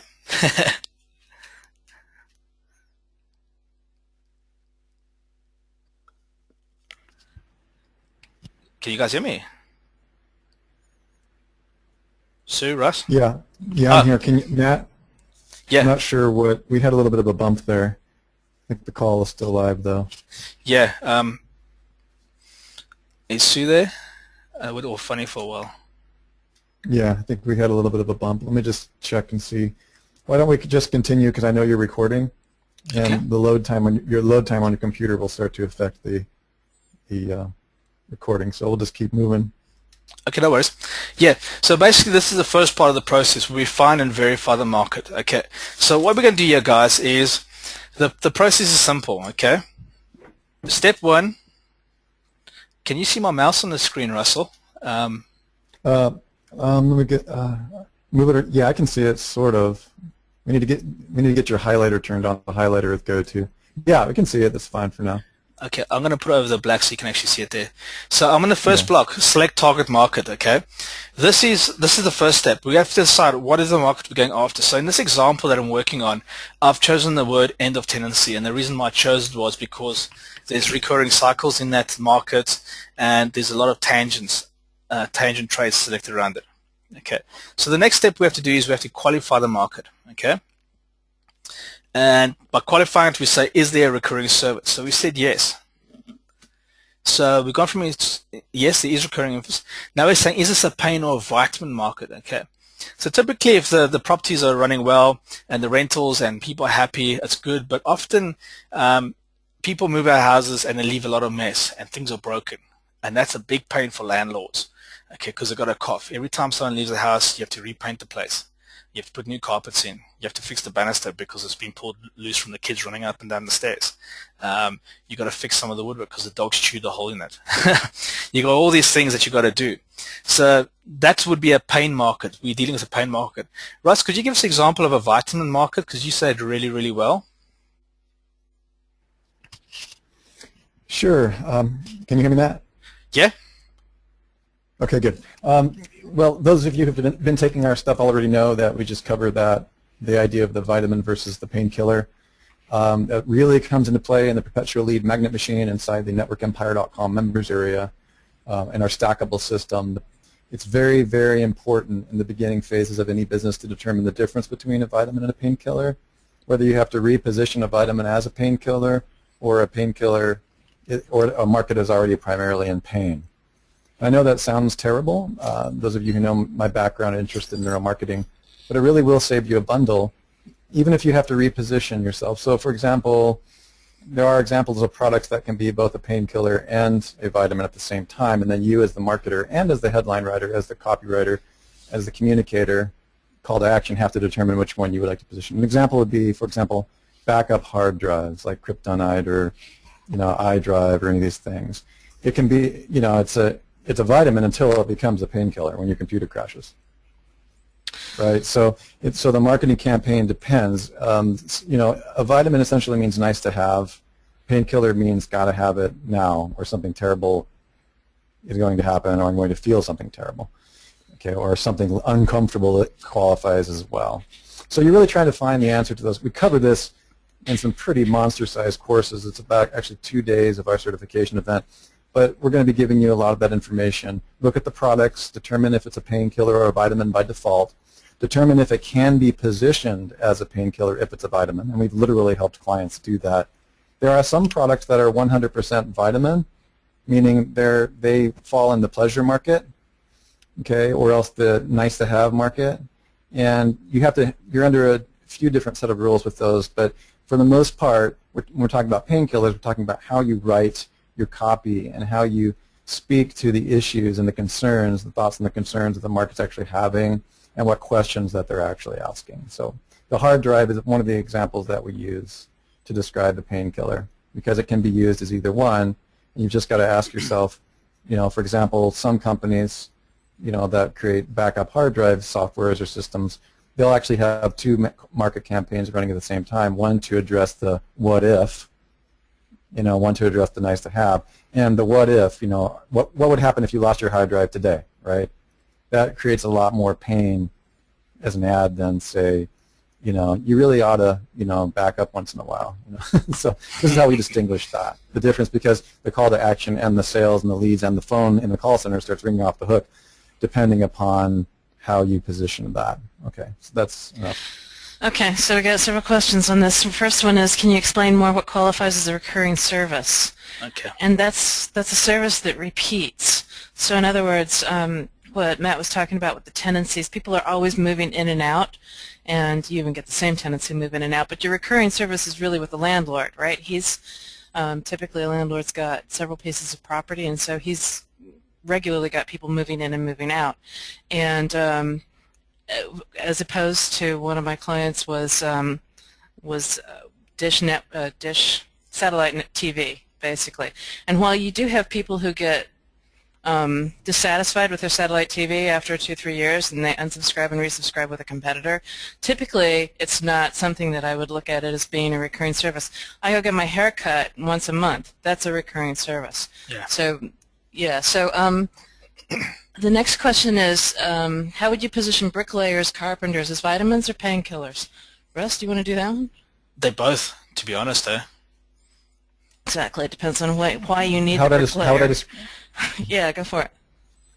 Yeah, again, it entirely depends upon who. We were talking about this with one of our, Sue, the other day with one of our really large clients. Like, yeah. How do you position something really inane or something? One person's painkiller can be another person's vitamin. So I do feel it's beyond the scope of this call. But every conversation can be positioned as a painkiller. And I know it's hard to believe, which is why we cover it for almost a day and a half. And we have, you can always understand what the concerns, the pains, questions, concerns, or even the slight discomforts in a market can be. An example of this, which we found staggering, one of my associates, he's a very well-known business coach in the industry. When they discovered that a lot of the daycare centers, daycare centers can definitely be a pain, but I mean it's around the issue of child care. But he discovered that he could actually add to the pain of that market by bringing up an issue that they didn't know until they researched it, which is that a lot of parents are concerned about the safety of the daycare center as far as pedophiles and this and that. And it seems like a really horrible thing to do, but it actually was a huge concern in his area in Pennsylvania, Massachusetts, that nobody else was targeting. So what he did is he started bringing up the certification the certification concept of daycare centers. That is your daycare certified? And then all of a sudden the daycare centers that had the extra degrees and the extra qualifications started selling through the roof. He added that to the postcard mailings, to the local search lead aggregation, And that was the only nuance or difference between that particular daycare and the local level and everybody else, and they were outselling by a margin of 50%. Just by positioning one little pane that, yeah, and it came from surveys, but it also it was one of his wife's friends pointed out something that was on television on USA Today or something and brought it to him, and he was like, Exactly. So that's what it means. Sometimes it can be just the smallest things, and it's paying attention as the market, not as a marketer. Okay, sorry about that. Go ahead. Exactly. Yeah, watch the trends in the markets, because what's a painkiller today can become a vitamin tomorrow, and vice versa. Because, for example, one of the things that we're looking at right now is renovating houses, which normally has, it's kind of a medium sort of a business, but at the moment, because it's very hard for people to buy new houses, renovation has become infinitely more popular. So it's on the upswing. Education is on the upswing, where a lot of times when the economy is good, education isn't so much of a painkiller. But man, when you don't have a job, all of a sudden more education becomes a painkiller. So exactly. Market trending also bears in on that. Yeah. Yeah. And we have whole courses on this, guys and gals, so again, we can't get too sidetracked, but it's Right. my favorite part. That's the module that I teach in live events. Yeah. Because it's so mind-blowing. So just so we don't get too caught up on that, because it's a massive topic. Just that one note there, like Russ says, we do a day and a half training just on that. So the guys who do our certification, we can actually drill right down into the nitty-gritty of how to actually break us all up. But essentially, to keep it simple for this, whether it's a pain or vitamin, like with a carpenter and a builder situation, I've had properties where the tenants have just left, they're not paid their rent for 2 months, law says I can't go around after 2 months, 2 months to go around, house is empty, walk inside and it's an absolute tip. Doors are kicked in, there's holes kicked in the doors, there's rubbish lying around, things are broken. That's a carpenter, it's a massive pain for me. Got to fix this. Get the carpenter in, refits all the new doors, gets everything done, fixed, painted, sorted out. Otherwise, accident happens, and you just need to get it sorted out. That's not really a pain. Or if it's for your own house and you want to get a new railing done, you phone up the carpenter, that's the vitamin. Please just do this for me so it looks a bit nicer. Okay, so that's typically how you look at it. If there's pain, people will spend more money. Okay. If it's a vitamin, they got a choice. So typically, I try and focus on the pain side of things. It's just the easiest sell to get the guys to get the lead in. So yes, we'll say yes if it is a pain. Then what we do is we drill into keywords using our favorite keyword tool.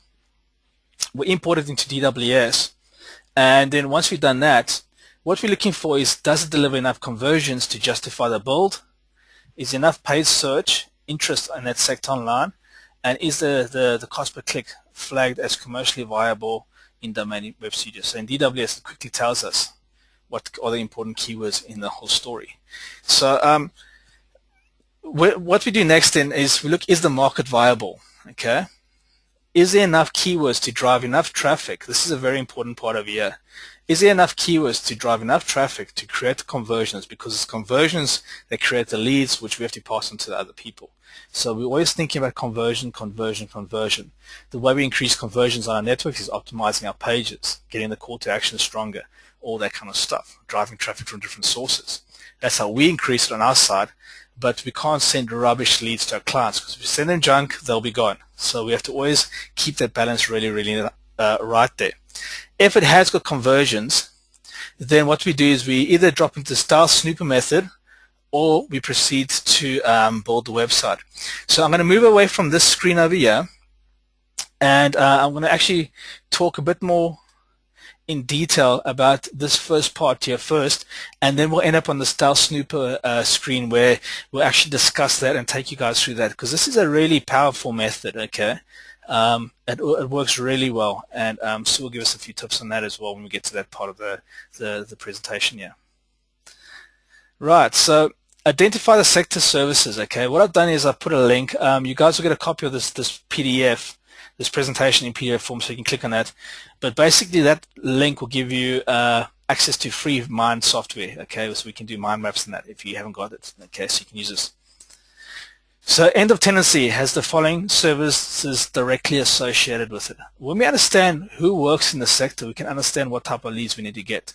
So when you think of end of tenancy, someone leaves a house. We need to get cleaners in to clean the house because we don't do it ourselves, we're busy.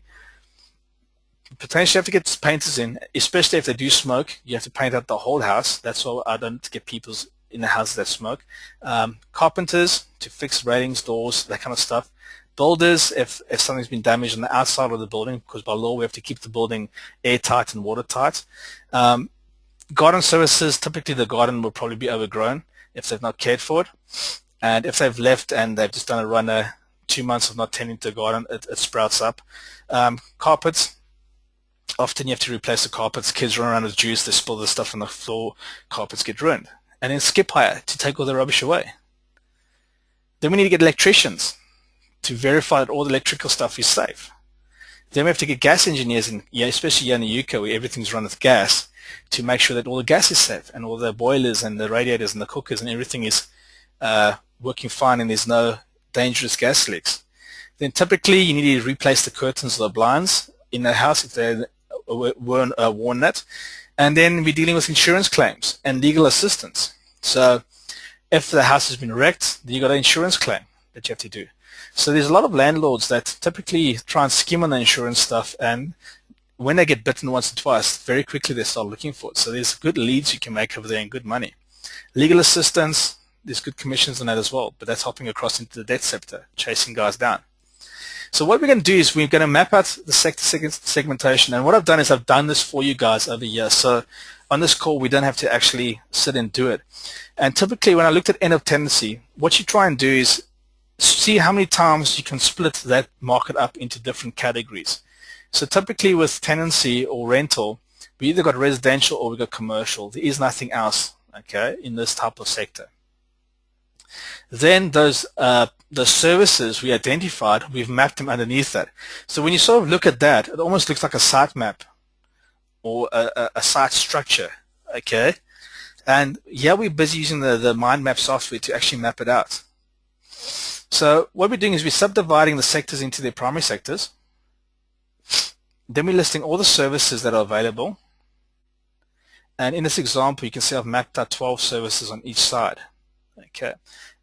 Some of these services are recurring, and typically when we spoke about regulation, every service and sector has regulations that bind them to certain things. So in the property market, every time a tenant leaves a property, there's a new law that's coming out that electrical safety check has to be done every time a guy leaves. So even if he's been in the house for 3 months, you have to redo the whole thing, and it costs £250. So I spoke to my electrician that does this stuff, and I says, hey, would you like those leads? He says, oh, too right. So it's so easy to get the guys to take these leads off you because it's good money. So with gas, with electric, anything where there's danger involved, typically there'll be that extra recurring thing. So you got someone leaving the property, you have to get the gas and electric guy back in to do the checks by law. So those are leads that you can continually get done. So if you get the relationship right with the landlord and he's got a big portfolio of properties, once he finds you and you've got all your guys in place, he just says, hey, listen, can you get this house sorted out? No worries. We'll send you a quote. Bang. And it just starts happening like clockwork. And after a while, he just calls up the call center and they just do the job for you. Okay. So next we do is we define the service types in each sector. So what I've got here is I've typically got on the commercial, this is commercial. I've gone down to cleaners. We've broken the cleaners down into carpet, office, windows, okay? And painters, we've got maintenance and new work. And we've gone through all these lists and we've actually mapped them all out, okay? So in the members area, you'll get a copy of this as an image where you can actually see how I've mapped everything out. This is an example, okay? So then once we map out carpets, we actually map out the specific services within a carpet. So we've got commercial cleaners carpet. Then we've got carpet cleaning, there's sofa, upholstery cleaning, hard floor cleaning, stain removal cleaning, tile and grout cleaning, and carpet protection and anti-dust mite protection. So these are all the services that the guys do under the carpet category, okay? The guys who work in the carpet category also do the other services. So we're not getting exact match type of services, so it's going to be a carpet cleaning. We want to understand all the services that guy does in his specific field. Okay. Does this part make sense to you? Because this is the most important part of the whole thing. This is the foundation. This is where we really start mapping out what we're going to be building and understanding which sectors are actually worth targeting or not. Are there any questions, Sue, yet on this part? Yes. The first question is, how do you find out the categories? How do you discover what the categories are in a particular niche? What I do is I just ask questions, or I sort of take Google and I just type in the keyword with a plus sign in front of it, and I see what comes back. So if you type in, well, the first thing I do is like on the end of tenancy, what I'll do is I'll think, okay, what happens? And I'll do a role play. What happens if someone leaves their house and it's a mess? Well, I'm going to get a cleaner in to clean it. But what if something's broken? So I played the what if game. Well, what is broken? The tiles are broken, so I'll have to get the guys in to lay new tiles. So it'll probably be a builder. And the door's kicked in, I'll have to get a carpenter to fix that. And there's dirty marks on the walls, and there's holes in the walls. Well, I'll have to get a painter to fix that, and a decorator to do that. And that's how I start mapping and breaking out the actual services. And the more you start doing that, it gives you a short list, but when you go to the Google and you actually key it in, like we've done over here, so what I want to do is I'm going to actually roll back up, and I'll show you this again, just a bit faster.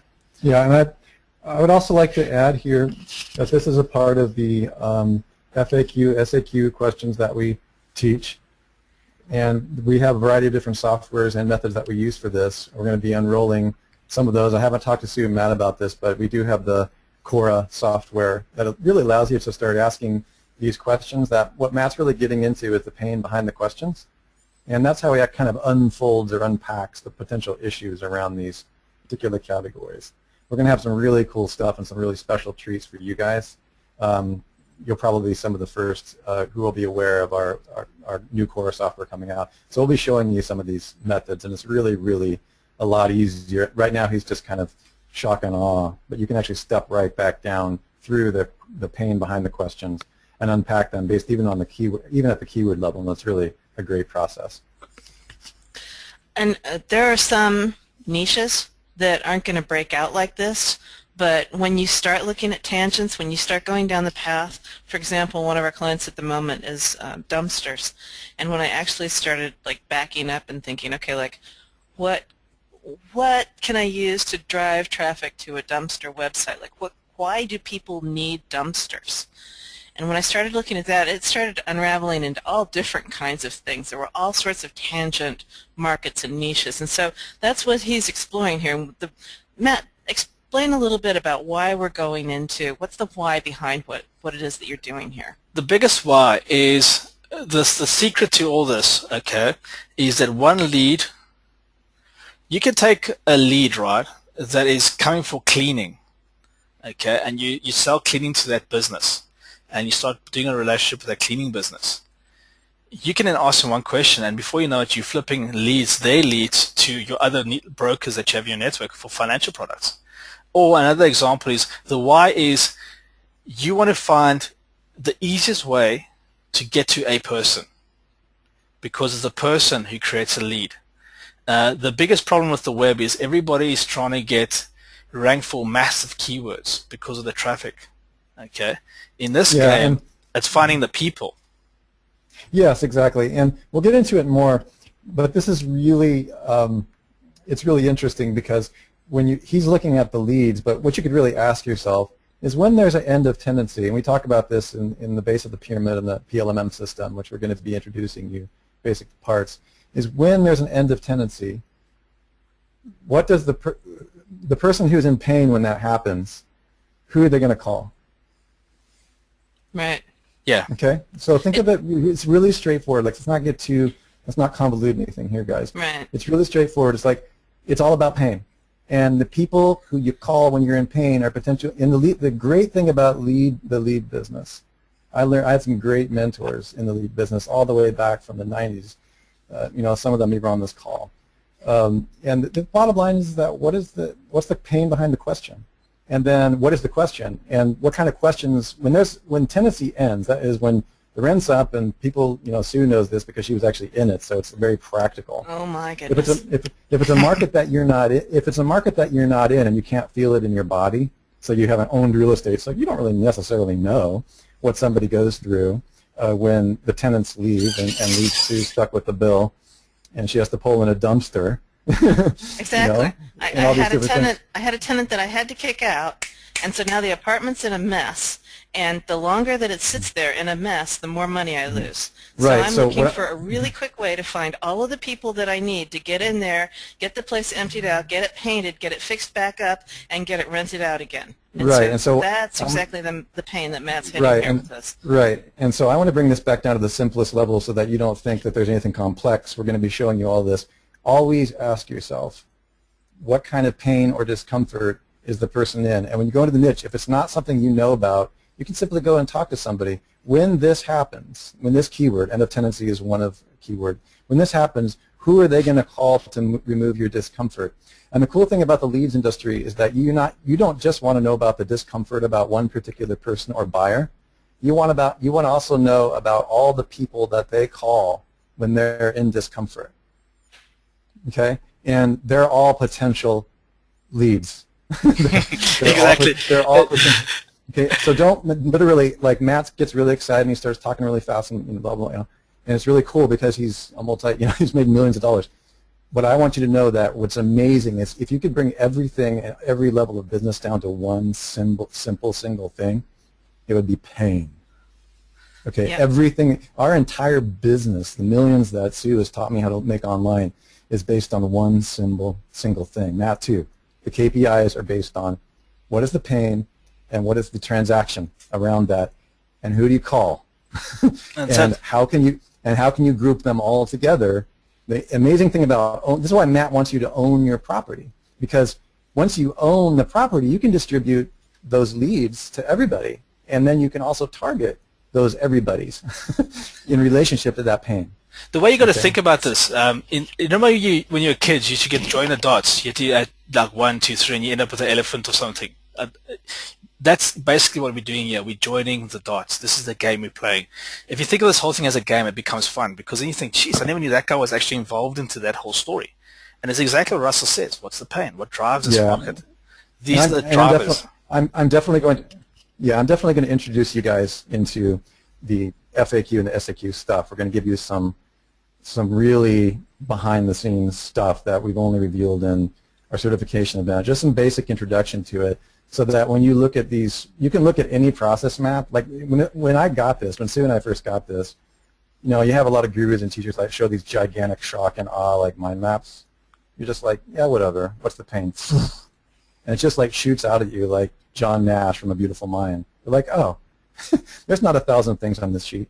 There's 2 pains, and here's who they call. Pick up the phone. That's it. And then we have a precise process for that. We will be showing it to you. Today is an introduction. Remember, today's theory. You're going to be blown away. In fact, we even built a software that is 3/4 of the way done, and we're going to be revealing to you guys that even helps you. It's very, very using Quora, because Quora is a great place to find pain, right? What is it? Questions are the answer, right? Yeah. So what are the pain behind the questions? We'll teach you, and you're just going to love it. I mean, I love it. Every day I wake up, I'm like, I'm so glad I understand what makes almost every human being on Earth tick in whatever market they're in. Okay, so what I'll do is just to get back to finish your question. Okay. We got one really important question. Oh, you wanted to tap that last question? Go ahead. I just want to tap it off. Just like all we've done is we started the keyword, okay, end of tenancy. We split it into the top level things, okay. So we can only get residential, commercial in a rental market, okay. Then who are all the people that you'd call if something breaks in either of those two? So we've written all those guys down. Then we ask again, okay, what is it that these people do? So that's the process we've essentially gone through. So a carpet guy who cleans carpets, he'll do carpet cleaning, sofa cleaning, hard floor cleaning. So now all of a sudden, remember, we want to drive leads to the carpet guy or the guys doing the cleaning. So we want to actually siphon up all those keywords and have those leads go to that guy. Exactly, and that was the question that I wanted to bring up, that it's actually the cleaner that's going to end up being the person that we're selling the lead to. So it is the cleaner that who would be our client. Yeah, in this particular model, everybody should remember that we're obviously teaching you, we're teaching you a meta process. where you're actually able, every pane, every question, and every pane behind a question has a keyword, and every keyword has a lead. And the model that Matt's teaching you allows you to sell those leads to, someone who needs all that contact with each one of those. And it's really very cool, because otherwise what they teach you in all the other business opportunity things and the Warriors Forum and everything, all those different crazy biz op places, is build a website for each one of these categories, carpet clean, sofa, and put up a site and hope for the best, right? Monetize it.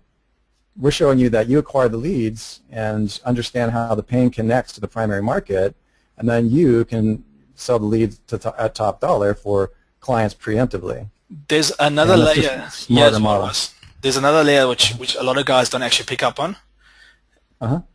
The guy at end of tenancy, the landlord, he does not want to be asked dealing with all these people.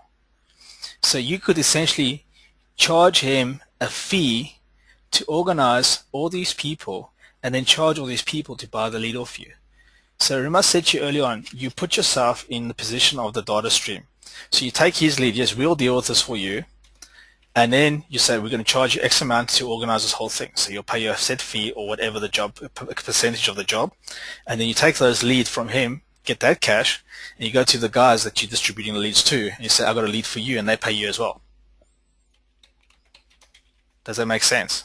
Absolutely. So yes, absolutely. You can distribute through wherever, once he who owns the leads and the various solutions that those leads represent obviously owns the market. And ultimately, as you begin to churn this process, you're going to be able to see that the person who's able to pay the most amount for a lead at the end of the day wins. And at the end of the day, you're going to be the person who gets paid the most amount by whoever has it. Yeah. So what happened in this transaction, if we really step out and look at this transaction, what's happened here is the landlord's contacted us. He's found a website. We need to sort it out. We're taking his lead. That's lead number one. And if the house is really wrecked, he might need 6 of these guys to fix his problem. So we're reselling those leads 6 times. So we're taking a lead where we're making a premium on it, and we're flipping it, and we're reselling it 6 times to whoever's in that sector that's required for either a set fee or a percentage of whatever they're charging. It depends on how you want to do this model. There's many ways to do it. I'm going to show you a very simple, basic way that is sellable. Okay, it's a cost-effective for the client, and you want to keep on having coming back. But that's the trick. How we're taking one lead here and we're flipping it and selling it to 6 or 7 other 8 other people in the sector. And he's opted in for us to contact him back. So once he's gone through the situation, we call this guy back from our call center and we say, listen, how was the service? Are you happy with the property? Bang. Do you have any other properties that you need to get sorted out? We're happy to do it for you. Oh, yes, by the way, we actually got this one and that one. Okay, cool. We'll get it sorted for you. You know how this works. You pay me X and you flip it again on its head. Okay. Then you say, by the way, while we're doing this, have you got these type of covers? FAQs, questions or answers, blah, blah, blah.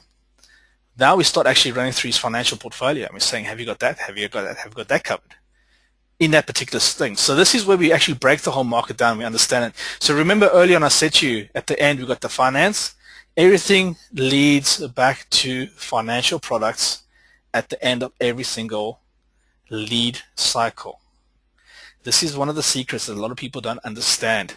Everything runs back to the banks and the insurance companies. Doesn't matter what market you go into, that sector-based or service-based. My favorite phrase is follow the money. And the money always ends up over there. So if you do that, you're not only creating a recurring income by tapping into these people's pains and problems, but you also introduce them to financial situations where you get really good commissions. If you get a mortgage done through that guy, you introduce him to a broker, the broker does a deal, you get a finder's fee of £500 or £1,000. If he buys like a £200,000 house, you'll get like $3,000 just from flipping one email to another guy. This is the game. This is how this whole thing works, and this is how you make the money. But not many people know how to do this. It's kept very quiet. I've kept quiet about this for years. I've sort of alluded to it, but I just thought, let's just give these guys this course and get them on their way to build their own lead networks. Right. Does that cover that question? No, we need to slow that down again. We've got a couple of people who can't quite make the connection from SEO consulting back to the financial industry. So run through that one more time. SEO consulting. Yeah. So it's like, how do you get from SEO consulting leads back to the financial industry? So basically, how is it that you're getting from, you're talking to guys 1 minute about making a website to get leads, and then you're talking the next minute about the money running back to the financial Oh, institution? no. I don't talk to the guys about building websites for them. I'm not interested in doing that. I'm talking to them, do you want to buy my leads from my website? Exactly. Well, this is the, not SEO. This is not SEO consulting. It's not the right webinar. Right. This is this is why we'll talk to you exactly. at the end. That's exactly right. This is not That's SEO what I want. consultancy. This is a business. But Yeah, you're guys. actually creating a business. Go ahead, Matt. If you are interested in SEO consulting, we have a networkempire.com. We've got other tools and modules in there, pretty major stuff. I'd like to raise one question over here, right? The reason why I charge so much money for consulting when I speak to guys about the SEO stuff is I factor in all the education I've got to put into talking to them. So when you go speak to clients, you've got to teach them all kinds of stuff, and you've got to explain so much stuff, and you spend hours of your time. And if the guy's really inquisitive, when you're trying to build his website out, you're going to end up having 10, 20, 30, 40 hours just talking time, explaining what you're doing for his business. And you walk out there, and if you charge the guy $500, and you factor in all the time you spend trying to educate this guy on what you're trying to do for him, you're actually not making money. You're going backwards. You've created an IT debt. Okay? So this whole model is devised where you work on your own properties. You walk into any business and you say, I've got these leads. Do you want them? What do you mean? What we do is we specialize in creating leads for businesses. We've got fresh leads coming in every single day, and we need to get rid of them to other people. We need to pass them on. Would you like to take them off our hands? Would you like more clients? Yeah, of course I'd like more clients. How much does it cost? Well, it costs you X. And we can start you up today. Would you like to start? Here's a trial. Here's 2 sample leads for you. Give them a call. And this is how you can sort of go about it. There's many ways you can do it, but this whole course is about building a lead network. Now, you can drive leads into your own business with this thing, or you can drive leads into other people's businesses. But this is what I keep on saying. You must own the properties, because here's the thing. You get a guy ranked, right? You spend 3, 4, 5, 6, 7, 8, 9, 10 months getting a guy ranked, and he's paying you consistently to get you there. 2, 3, 4 months afterwards, he says, I'm in position number 1, job's done, cancels the subscription. Oh, why did you cancel the subscription? Oh, I don't need your services anymore. There, it's disconnected. That's the end of the transaction, whack, and it happens from small guys to all kinds of other guys. As soon as they've met their goal that they wanted, as soon as they've caught that carrot that's dangling in front of their face, the carrot is position number 1, that allure is gone. They will stop paying for it. But if you're ranked in number 1 and you've got the lead, you own that property, that territory, they've got to go through you to get the lead. They'll come back and buy it again. And all you do is you focus on your business. So this is what we're doing. Does that sort of cover that question? Yeah, kind of. Actually, she came back and qualified that a little bit more. She's actually looking to promote her own business for SEO leads. Oh, that's fine. She must just map out her sector and see how the people are going to find her. The people, with your business. Well, from an SEO perspective, what type of clients are you looking for? That will be the question you need to ask yourself. Do you want to build websites? Yeah. If that's what you want to do. Yeah. Let me just also add one thing here. I'm going to take the position as the mentee, because I can honestly say that I've gone to a whole new level being mentored by Sue and Matt on this stuff. And I know there's a lot going on if it's the first time you've been exposed to lead KPI. So really what we're looking is at key performance indicators. And what's fascinating, and again, it might get lost in translation, that's why we just need to keep moving through the material and not try to answer every single detail, give an overview. But the bottom line is that whether you're selling or distributing your leads to various market hubs and or the highest bidder or even the lowest bidder, we don't care, you're still, or whether you're doing it with your own business and pulling in leads from a marketing campaign, you're still accountable for the key performances on the cost per lead. So it doesn't matter if you're doing it for your own business, but you should treat yourself as if you were selling leads to yourself, and you will actually make a profit in your business. Yeah. And what Matt has told me time and time again, and I didn't really get it, so I really crunching the numbers. And you can ask Sue. I hate, wake me when the data is over. I hated hearing about those KPIs until I started looking at some of the hub sites and networks we were building that were not as successful, and at a glance I thought they were, until Matt and Sue started showing me how to just crunch some basic numbers. And you can see, those of you who've been working with us, you already know that Domain Web Studio has those KPIs integrated directly into the system, right? And that's why some of you have become extremely profitable all of a sudden, because you started getting real with what that traffic and that SEO ranking and the actual conversions into leads based on your products and sales actually represent. So now you're not, kind of fooling yourself or confabulating what is really going on with those numbers. So, I'm not sure who this student is, just want to say that you're on the right track. Whether you're selling these leads or keeping them for yourself, you're accountable whether you know it or not. The pain behind your question, whether you know it or not, is accountability to actual KPIs for how much is it costing you to acquire your customer. Yeah. And Matt's going to walk you through this entire process. All the great mentors I've had, like Sue, Matt, Dr. Glenn Livingston, my friend Art, all of us have been working together on these types of processes, thinking about KPIs or key performance indexes, key performance indicators, and we're going to be showing you that step by step. It's not a very difficult formula, but we have to do it each time, okay? Yeah. Hopefully that helps clear that up a bit. Yeah, and how we got from an SEO lead to an insurance lead, put it this way, you get someone who comes in, right, to your business. I just made that point there because this is typically what happens. This is how far you can actually stretch the cord if you had a cord. If you only want to take the cord from point A to B, which is the SEO realm, and you want to go beyond that, that is your call. That's fine. You can do that. But when I build out lead networks, I want to look at it's almost like LinkedIn. This guy's connected to that guy, or Facebook. This guy's connected to that guy, then that guy's connected to that group of people. Then those groups are connected to a whole bunch of other groups. If you go in 2 or 3 layers, okay, with that lead, that's how far you can actually stretch your lead network out as you're connecting with these people and how they're talking to things. So the way we get from SEO to insurance lead is basically you're dealing with a client, and all it is basically comes in, you're speaking to him, and in conversation you say to him, hey, by the way, we've got these type of services. We can flip you these things, and you can get great deals from these type of guys. It's all part of the conversation. If you're not interested in doing that, you don't have to go to that extreme. Just in this example with the tenancy thing, I know that for a fact I can squeeze a lot more money out of the guy at the top, the landlord, just by positioning things carefully for him and managing his pain. I can turn his one lead into 10 or 15 different other leads. So exactly. The profitability of that one lead. Say now we got 20 quid, £20 or $20 from the end of tenancy guy to do the job for him, to get everything else. We can get $10 from every single other guy we pass the lead on. So that $20 becomes $100. And if the job is done successfully and we do follow-up with the guy afterwards, then what happens is we say, hey, have you got anything else you want us to do for you? Then you start the cycle again. The $20 becomes $100. What does it actually cost you other than a contact? And this is how we start making money through a system.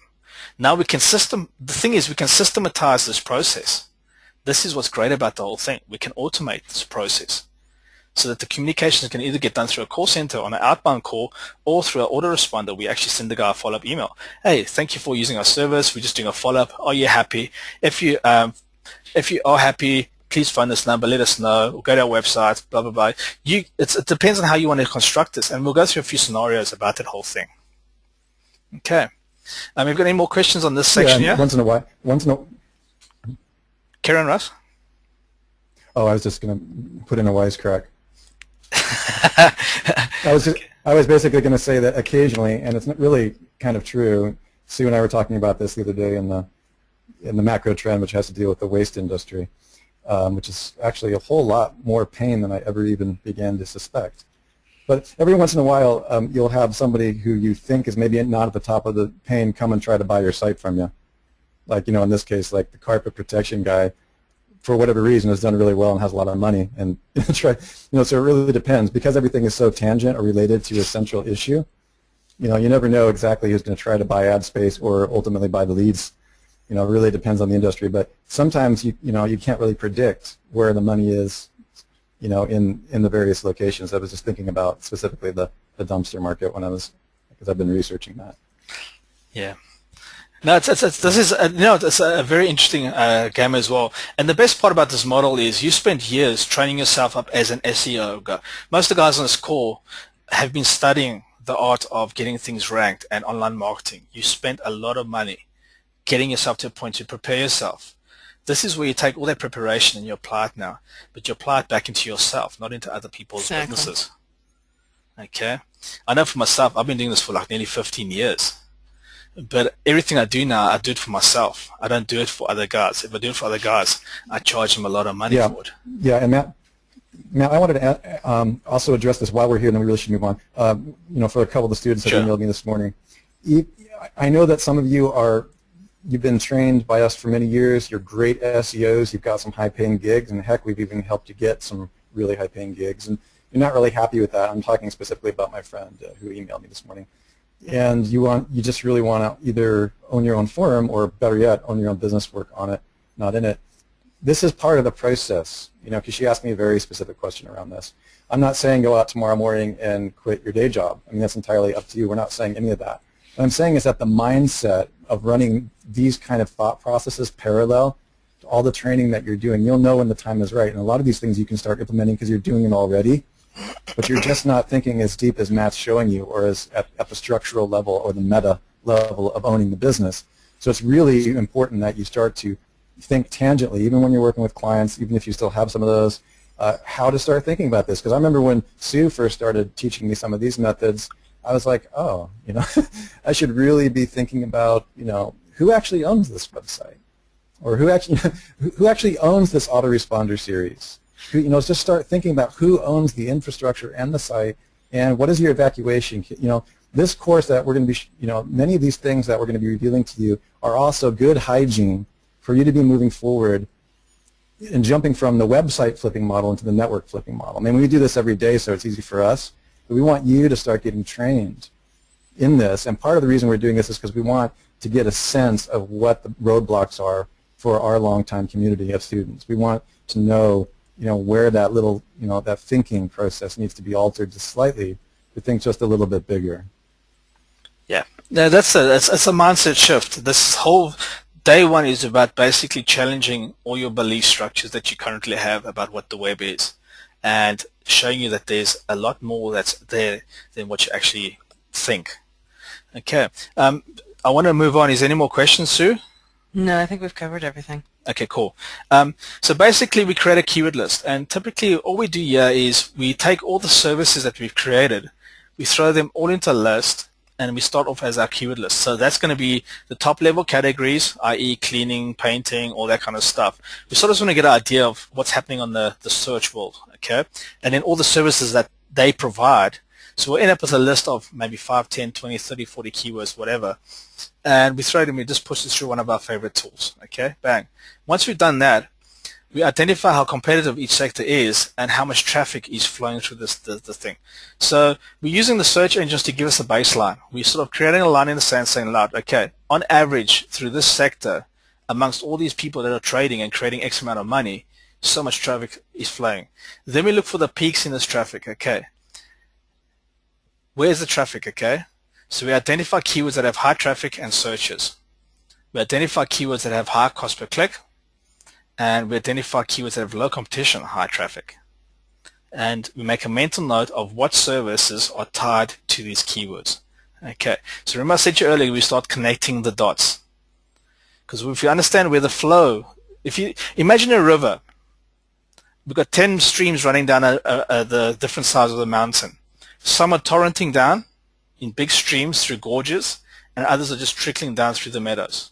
Okay, we want to find out exactly what services got the torrents, boom, and how competitive they are. And then we're going to start looking in them and seeing how do we actually get into this market as easy as possible. Okay, so basically we take that data and we slip it into DWS. Okay, once we slip it into DWS, the market domination, theme swallowing, niche crushing suite, there's a bit of a shameless pitch there.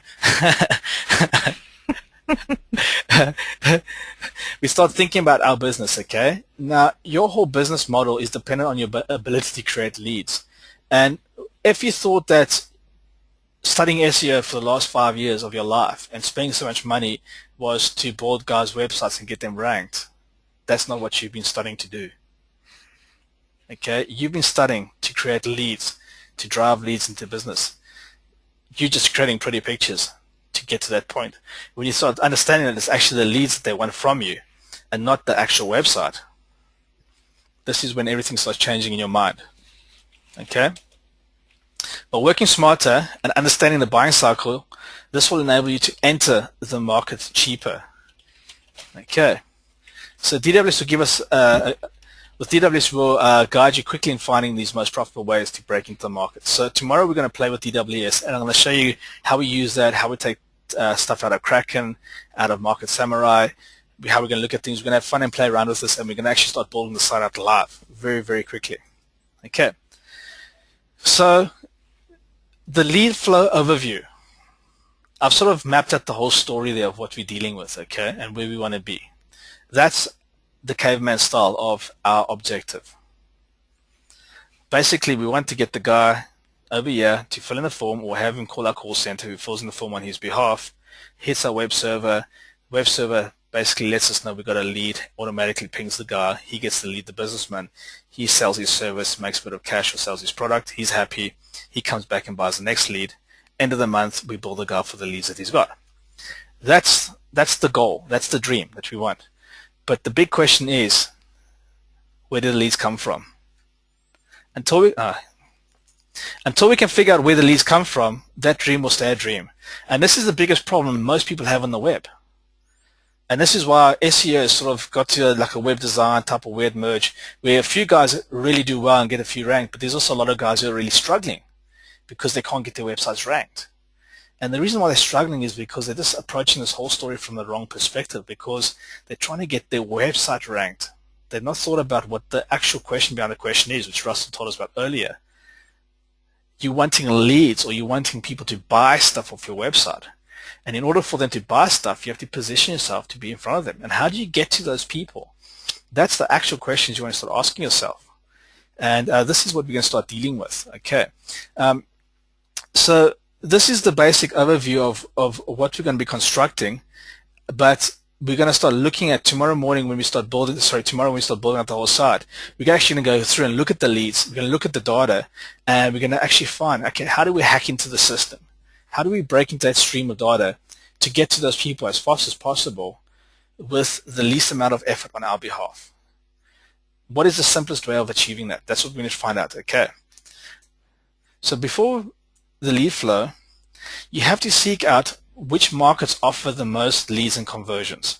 When you understand where the most demand is, then you can find the lowest barrier to entry to get the lead. This is the most important 2 points in this whole day one session, okay?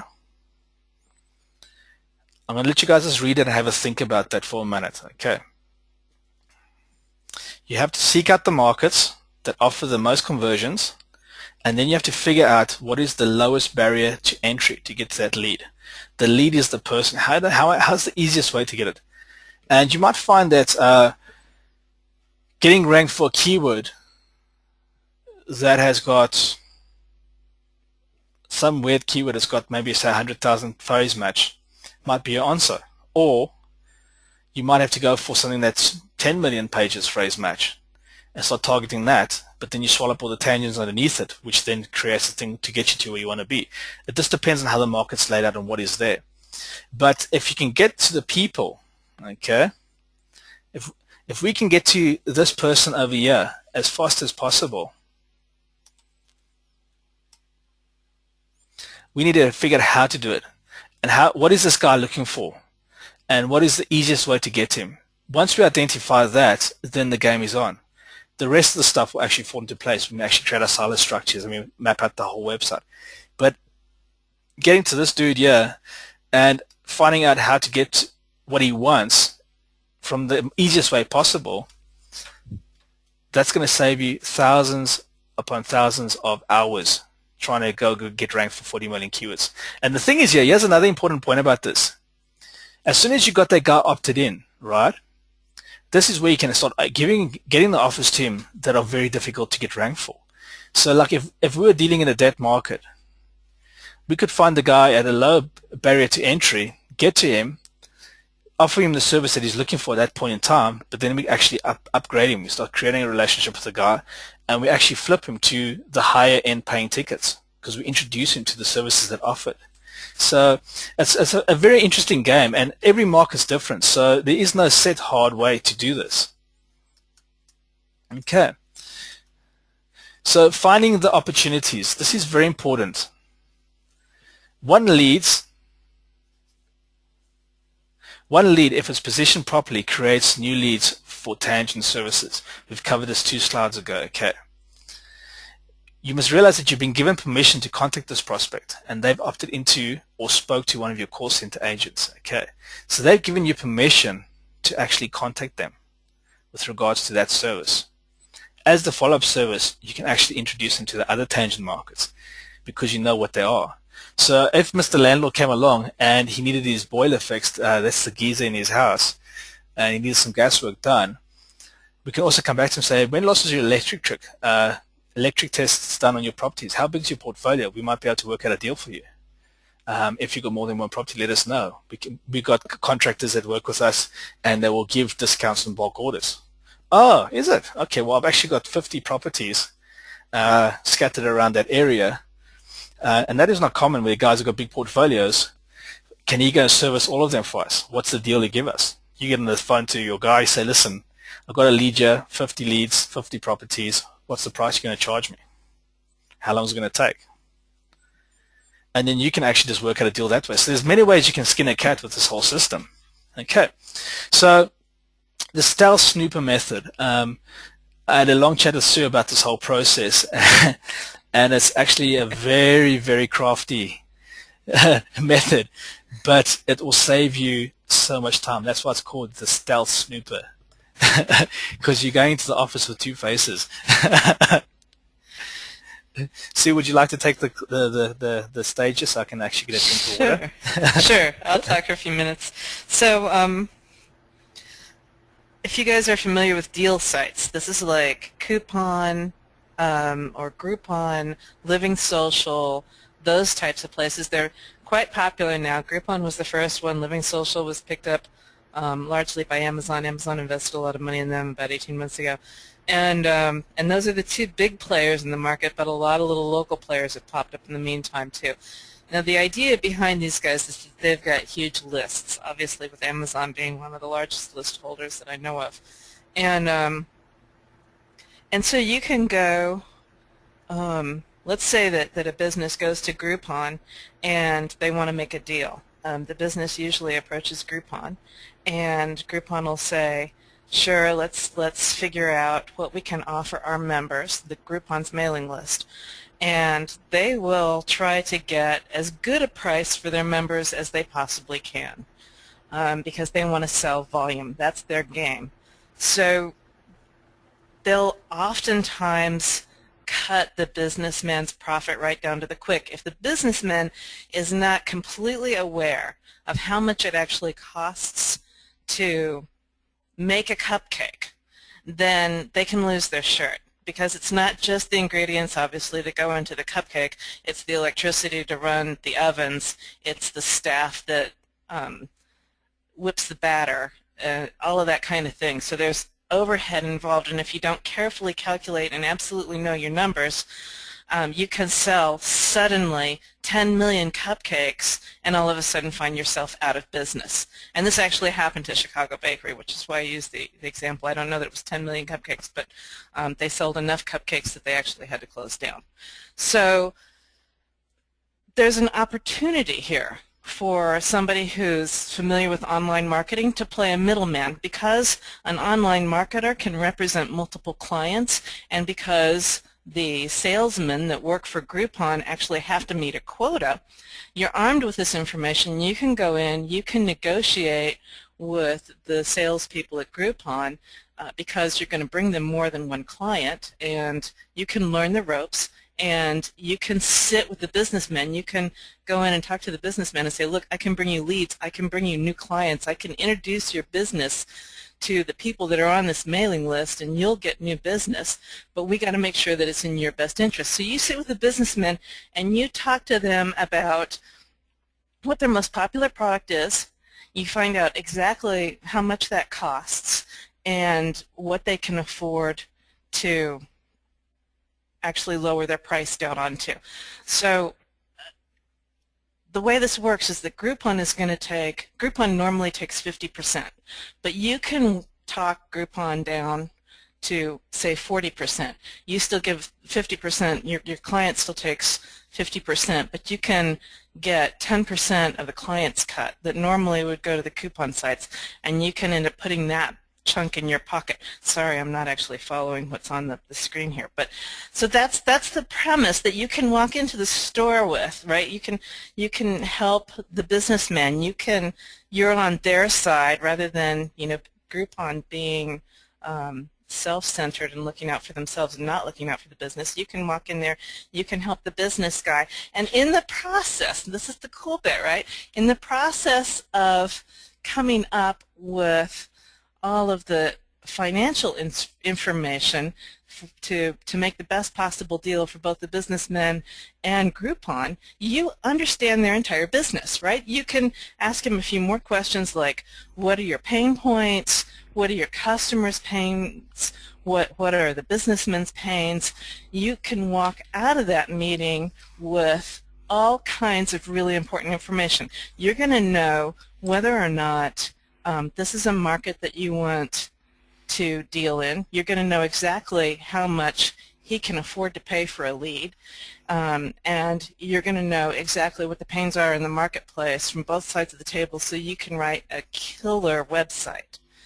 So, And you're getting paid for it. Yes, and you're getting paid for it. You're getting paid for doing all of this research. So you can walk in and do all of that right up front, and then walk away and decide whether or not this is actually a market that you want to go into, and you've established a rapport with that business person. So when you come back, if you decide, hey, wow, this is a killer market, I want to go home, I'm going to build a website while you're doing the whole Groupon deal, right? Because that takes a little bit of time. They'll only do one Groupon deal in an area per market category. So like at the moment I've got a yoga client, and there's lots of yoga clients that are using Groupon, and so Groupon's only going to run their offer in this particular block, and they're going to have some elbow room, calendar room around that sale before and after other yoga places. So you've oftentimes, if it's a popular niche that you're representing, then you've oftentimes got a little bit of playtime in there. So you'll also see what kind of a response comes back off the Groupon offer. You're going to need to sign a contract for them. There's all kinds of other things that have to be in place from this stealth snooper method, which is kind of like giving it a cursory thumbnail conversation here. But you will know in the end what the conversions look like, and you'll know whether or not this is a path you want to go down. So then at that point you can go home and make a website and go down this path that Matt's going to pick up and talk to you about again in a few minutes. And when you've actually got leads in hand and you want to come back and sell them to this person, you've already established a rapport. It's not a cold call at all anymore. This is a person with whom you've already done business. You pick up the phone, you say, hey, Joe, I've got some leads. I got this website, it brought in some leads, are you interested?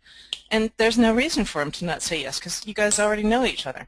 So it facilitates that second part even easier. And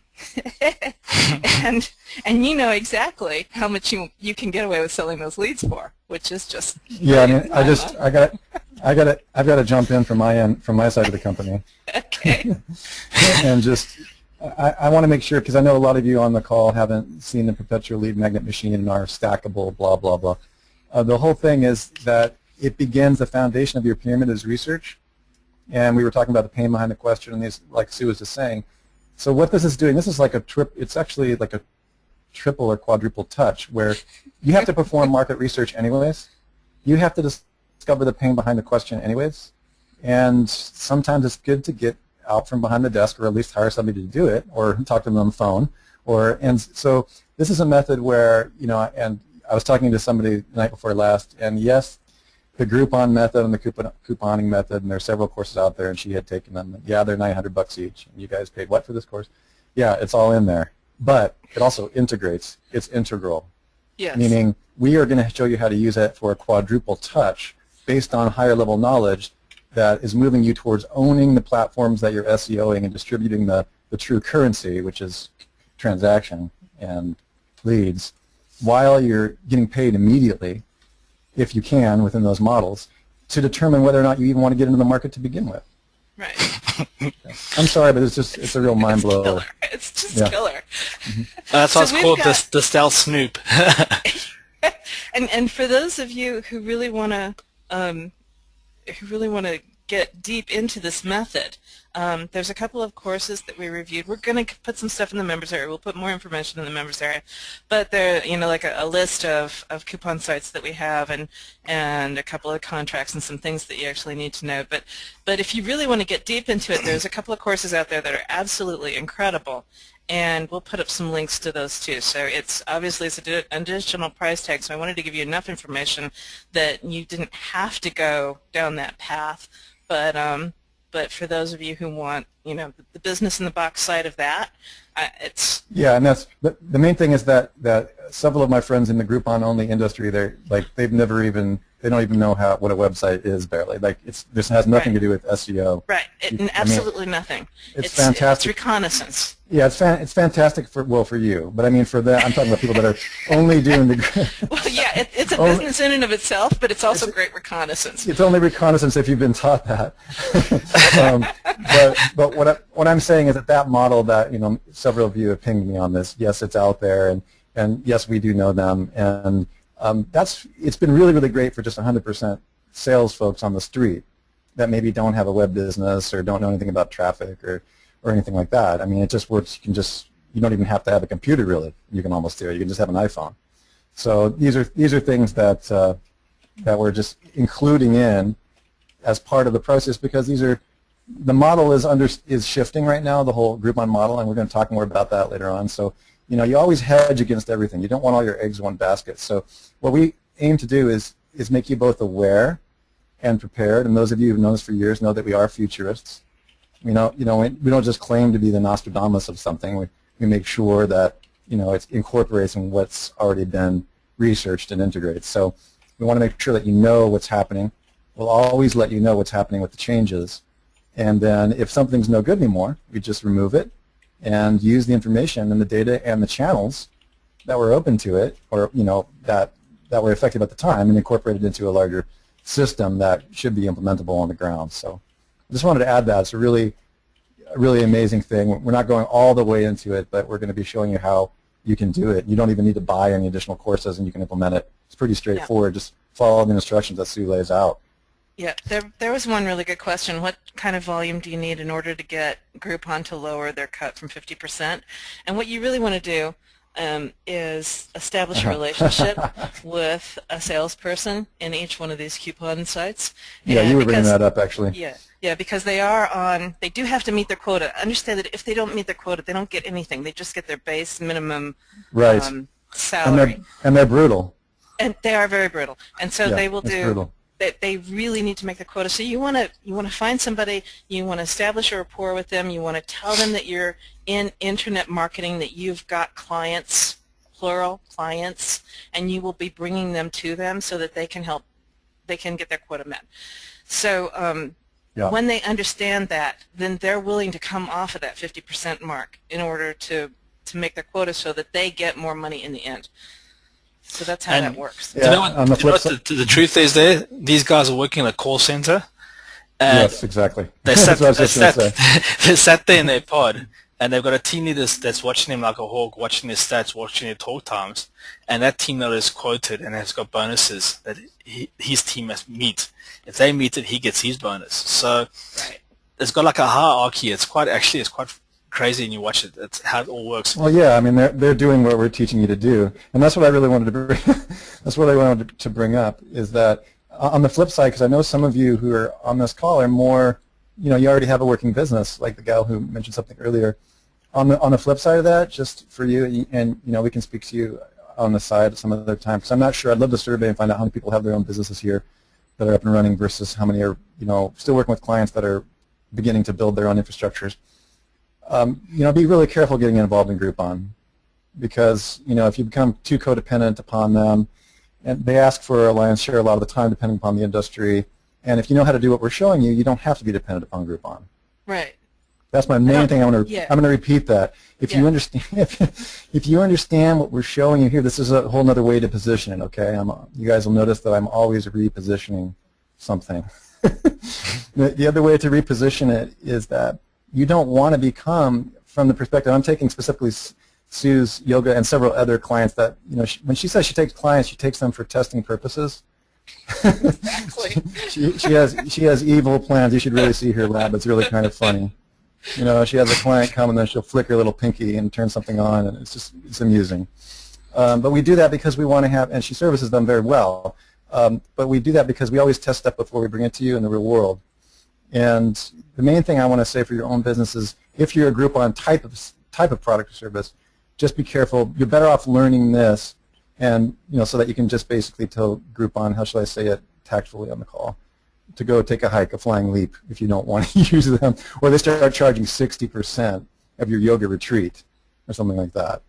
You know, so that's the kind of thing. We want to teach you that for that reason. There's a flip side, and you can also pass it on to your clients as well, that, you know, you're a stable source outside of that. If you don't end up using the Groupon model with them, you can reposition yourself to replace the Groupon model because of what you've built. Yeah, that's the whole point. The whole point is, you want to get in here, you come in here, you do the snoop, you introduce them to that, you get traffic, they get results, they got clients, they're busy. As they're busy, you're driving traffic into your system. You've left there with an agreement for Groupon, you got a commission, you've been paid, you understand his business, you understand exactly how much he's prepared to pay to get a lead. And when you come back, you can actually come back to him and say, listen, you're paying Groupon X, we can say the leads for Y, which is a much better deal. And we've got X amount coming in. Or if you're Sue, you can say to herself, she can say quietly, not that she's ever done this, there's not enough money in this market. Here, take this Groupon code. Cha-ching. Exactly. You can go into the business. She still got paid, and she just didn't take the client. Exactly. You can go into the business, and you can do a recon on the market, and you can do a recon on that particular person, that particular business owner. You can decide whether or not you want to do business with this business. You can decide whether or not you want to do business in this market. And if either of those are a no, you just move on. You can go to the next yoga client down the street. You can do another Groupon with them until you find somebody whom you like and whom you feel is reputable and you want to do business with. And then you can build that and go back to them with the leads, right? In the meantime, you're getting paid for your recon, which I just think is brilliant. Fantastic. Good. Okay. So that's the method. So basically, we've discovered this opportunity. We do the method. We verify our thoughts with people that are in the industry, and then we proceed to build a site. So before we get to tomorrow's session over here, I'm going to go on and actually talk about the client model, like we said earlier. In this, we're talking about finding the ideal prospects, and there's a few things you want to do when you're looking for customers to buy your leads. Okay. The first point is use your time wisely. Now, the biggest time suck when acquiring clients, especially in the SEO model, is when you have to educate the people. That it takes up so much time. When you have to explain to them what Google Plus is now. You spoke to the guys a few months back, and it was Google Maps. Now it's Google Plus. And now, what's Google Plus? And they're very confused, and it's just hours trying to explain to them what a page is on the internet. So Google Plus what? Plus nothing. No, it's like Google Plus what? Google Plus Network Empire. That's it. So rule number one, use your time wisely, guys. Find customers that are, one, sold on your idea of buying leads off you. Two, they must have money, okay? Three, whether you've got the highest possibility of being successful in that sector. And three, you want to look for pleasant prospects or clients, okay? So that's the top level things you want to sort of find here. They must have money. They must be sold an idea, i.e. they must have at least done some online marketing and spent money there. And if a guy comes to you and says he wants to earn debt, you say to him, well, have you got 4 years worth of budget to spend, 40 grand a month?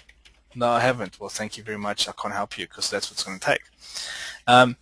So the things to avoid is startups, okay? Startups will consume a lot of your time and a lot of your resources because they want you to set up their business for them. And that's just the way it is, okay? They're very amped, they're really keen to get starting, they got all these ideas, and they're going to end up asking you 1,000 questions. 2, prospects who don't have money but want your service, okay? You don't want to deal with those type of guys.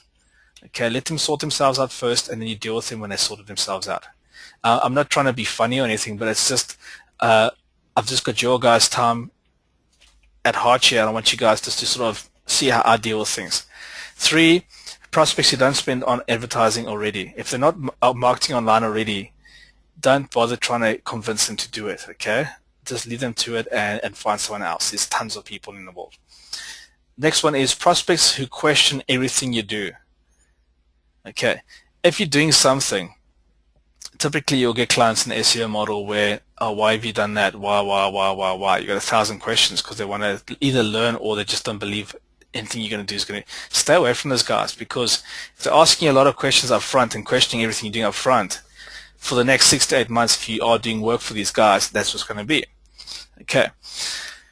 Those type of people will consume hours of your time, hundreds of hours, and that's where you create a lot of IT debt. Then you get to the end of the month and you actually find out, hey, I've not actually made any money this month, and it's because of all the chatting. It's all the time spent talking to these people. They're just like parasites. They suck your time, and you need your time to create your own network and build and make your own thing. So that sounds a bit harsh, but it's just the reality of what we're dealing with. Okay, people that you do want, the qualifiers are they advertise online, they spend money on advertising in their business, they have trained sales staff that convert leads, or they're good at converting leads themselves. They have a good reputation with customers, and you can do a quick spot check on these guys just by looking at their Google Plus page, plus what, and seeing what type of things they're saying. There's no point sending leads to a business if they got a bad reputation, because their reputation will actually make those leads not convert. It's great if he's paying you, but it's not great for the person who's actually signed up for the service on your website, and you want those guys to come back again for repeat business. Okay, they're not in overly competitive markets online. They have a great product or service. The company has the capacity to grow.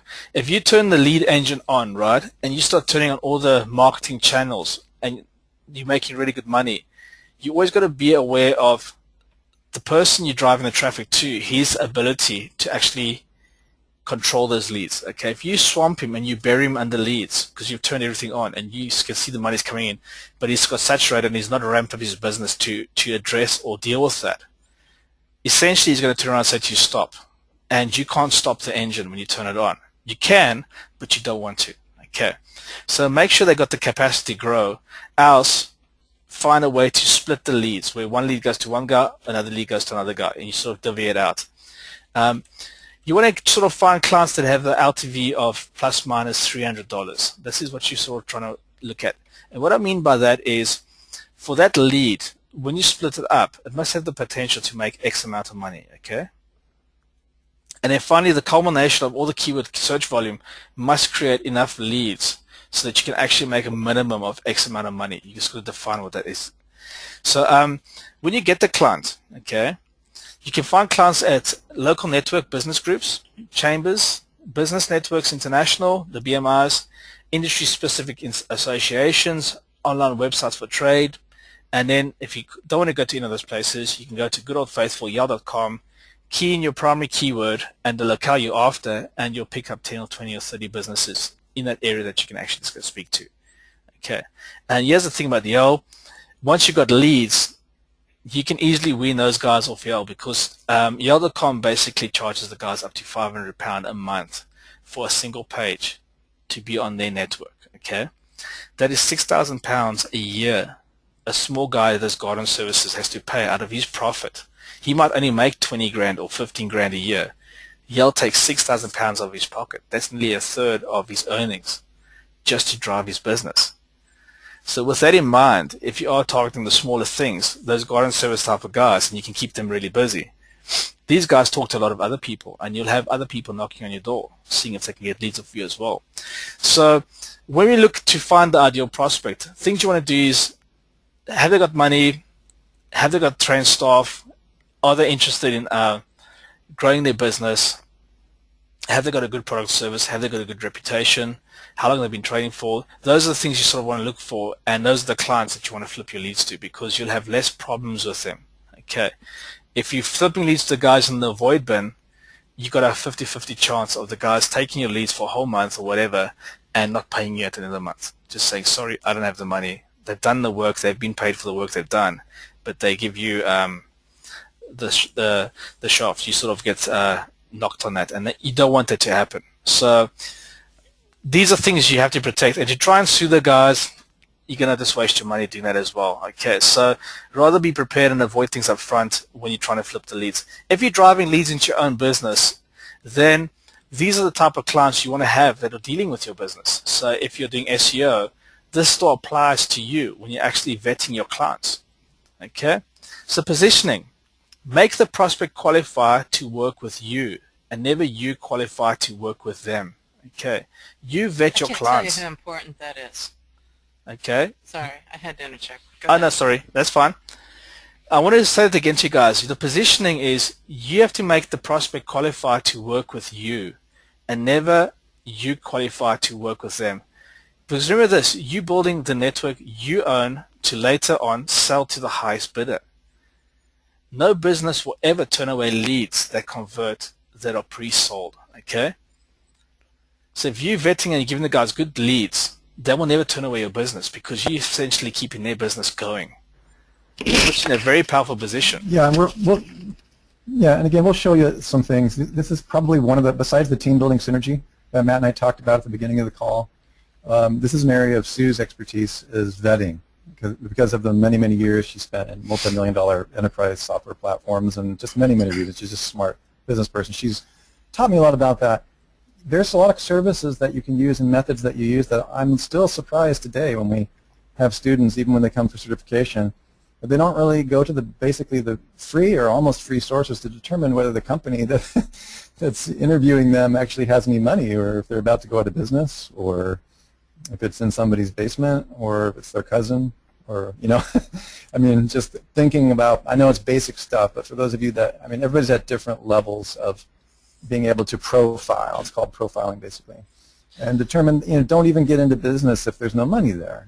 Just have good business sense and learn how to use your tools to determine how it's qualified. Now, I'm not saying it's super easy. Sometimes the big corporations can, they have the opposite effect.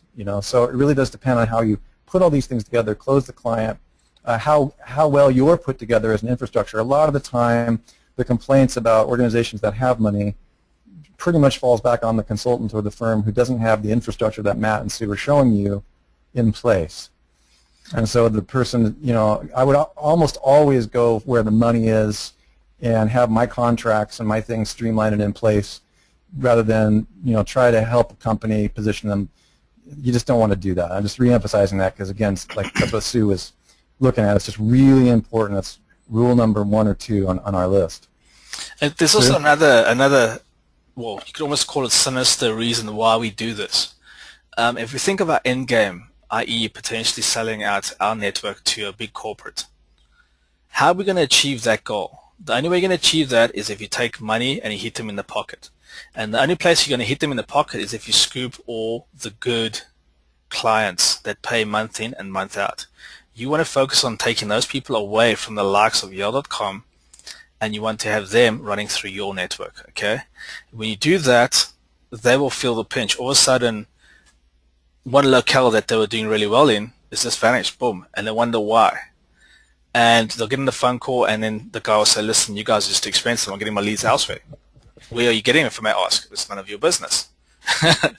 And they'll soon find out who you are and what you're doing, because they'll look at the rankings, they'll see your networks popping up, and if you do enough damage to the guys, they'll just come and buy you out. And that's essentially what you want to do, because you just pop up and build another network somewhere else. So this is a really, really important part of the whole process. And it's also important for your own business, especially if you're doing this for yourself. I've lost so much money. I've learned the hard way, where people seem nice, but when it comes to paying the bills, they just don't have the money, and you spend months of time working with these guys. You don't position yourself properly. You don't get the right contract signed.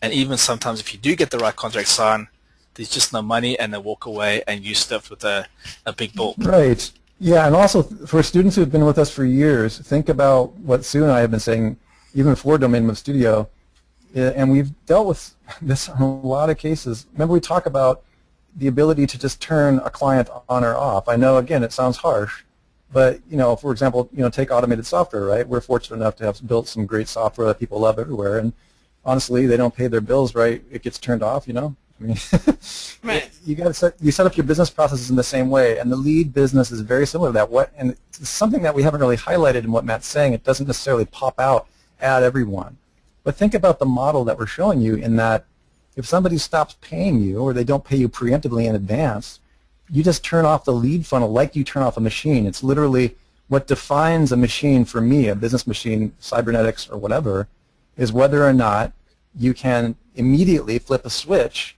and create, well, shall I say, market value rather than pain. It's just like the electric company.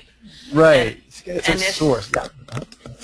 The thing of it is, like, somebody questioned earlier, was asking about cold calling. Did this involve cold calling? And I see this completely different from a cold call because you have the leads. You actually have the power. The leads are money to the people to whom you're talking to. And so when you walk in, this is that box down there at the bottom where he's talking about positioning. The position that you're in, you are not going in and doing the same old online marketing / SEO rap where, can I build a website for you? You're walking in and saying, I have these leads for you. Do you want them? Do you want to buy them? And if you don't want to buy them, you walk out the door and you walk down the street to the next person to their competitors, and you ask them that question. Yeah, and again, this is what I would call socializing or meeting people. I mean, really, it's like cold calling. Let's define that. It means you pick up the phone. There's all kinds of stigma around all these words. Right. We're in a whole different realm of business. Exactly. Now, it's not.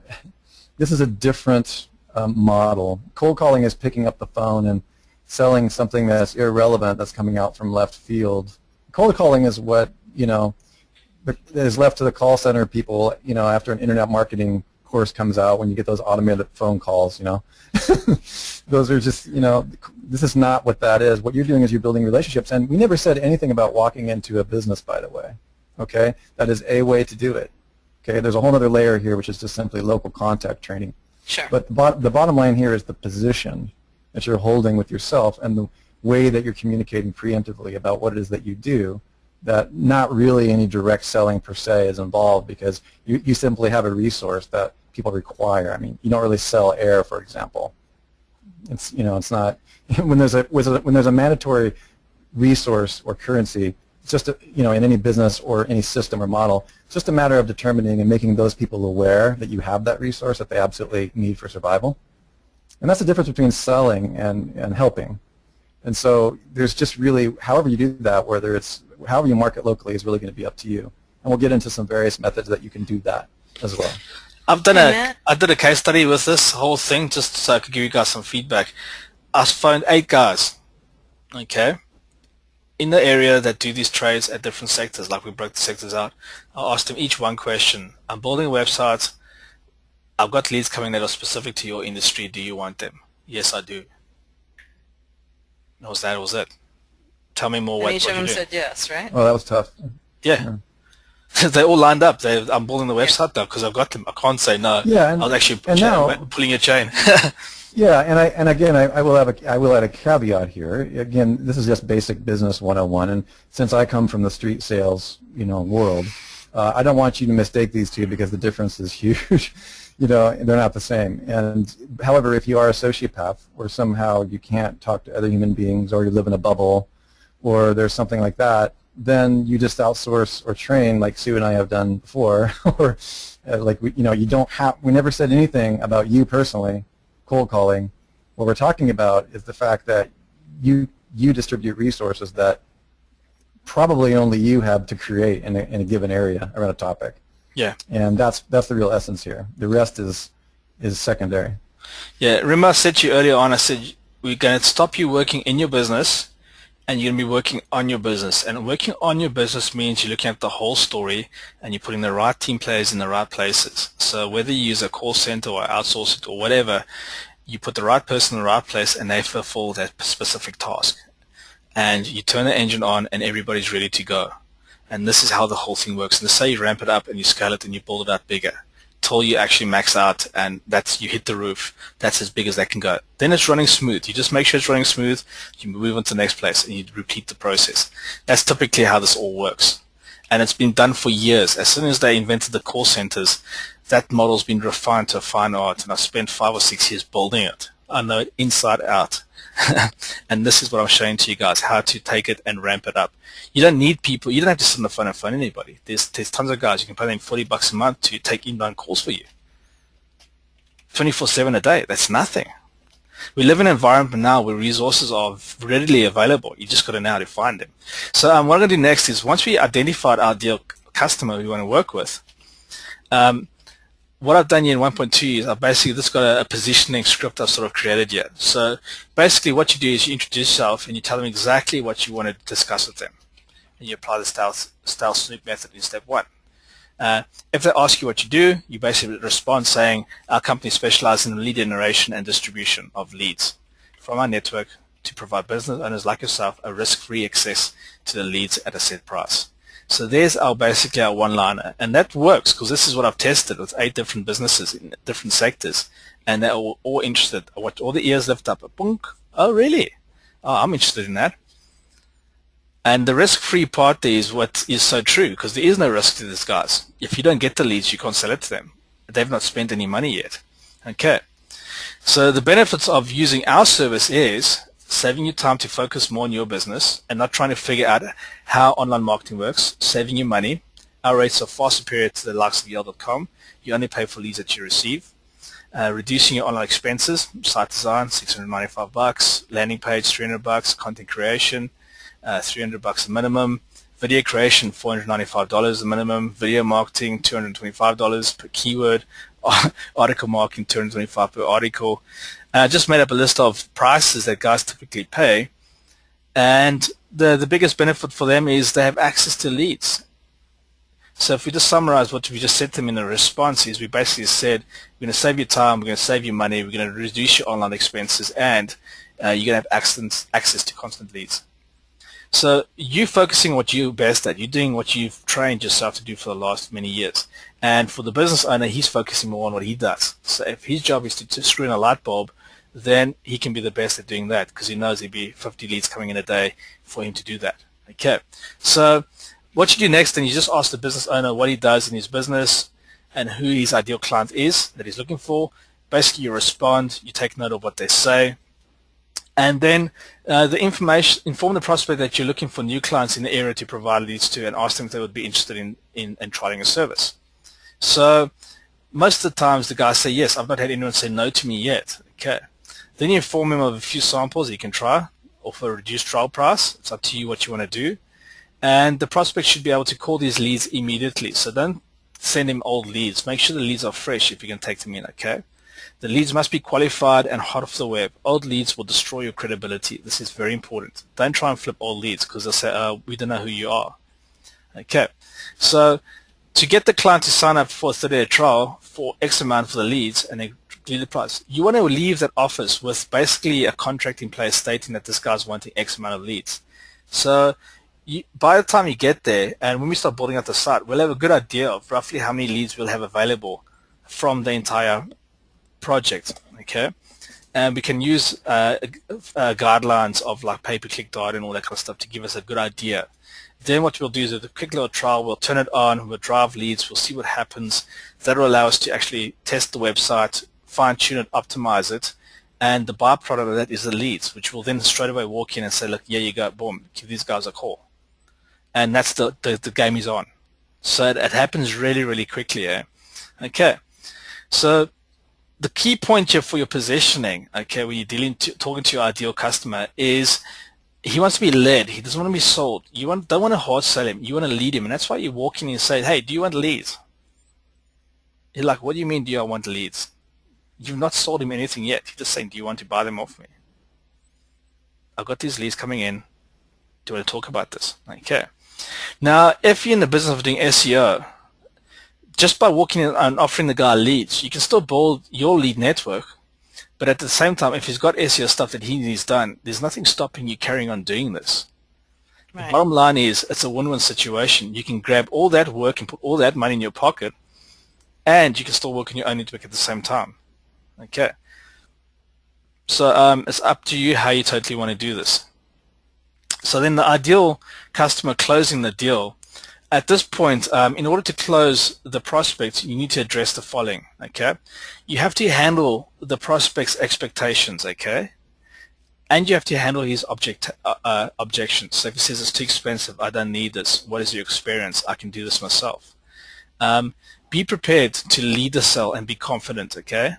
Having the leads available is a winner. It's a definite winner because it changes the whole vibe. The whole conversation changes, okay? And confidence is key here. If the guy says it's too expensive, you say, well, why is it too expensive? Talk to the guy. Because when you go to speak to his competitor, at least you know that you can reduce the price a bit to make it work. You've got to figure out what's the best sweet spot. Hopefully you figure this out before you get there. Okay. Another coin point, don't bore the prospect with technical data about your network. He doesn't care. All he wants is the end result, the lead. Okay. You want to keep the conversation about his or his business. You want to keep the conversation on his business, okay, his or her business, and how they can increase their sales by working with you. And you want to keep on keeping to the point of what you're there for, and don't get caught up in chatter. So speak to him about his business. Don't get sidetracked with being too polite and social because it'll just dilute the whole effect of what you're trying to do. Okay. So basically, this is the closing of session 1. I know I've spoken a bit longer, and I hope I didn't bore you guys.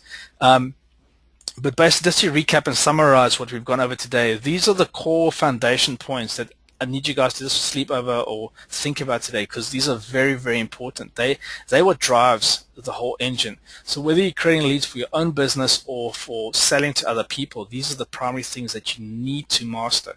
Okay. You need to master how to find the market. You need to master how to segment the market. You need to master how to find the lowest barrier to entry into that market, because we are after the people. That's what we're after. Rankings are great, but you can have hundreds of rankings with no traffic that converts. We want to find the converting traffic, okay? We want to identify the primary lead types, okay? What are the core keywords in the web that actually drive the leads, okay? Once we identify those keywords, we can then speak to the businesses in the sector and get an idea of what works for them. Okay, what is what the clients want? What is what they want? And then we plan out a lead engine strategy. We line up the clients to buy the leads, and then basically start the game. Okay, and this is the whole session. Okay, this is the whole plan, and this is how it works. So before I go back and speak about the refunds and all this kind of stuff, I hope that this call was very good. I hope it's tweaked a few things in your heads. I hope it's challenged you guys and got you thinking about different things. And I'd like to take this opportunity just to answer anybody's questions before we sort of end up the call. And then tomorrow when we get in, I'm going to start building the site live with you guys. You can actually watch me build the site live. We're going to build it, get it up on the web, and we're going to start driving the stuff. And as we're doing this, we're going to discuss things like why we're doing certain things and how we're looking at things and how we're segmenting it.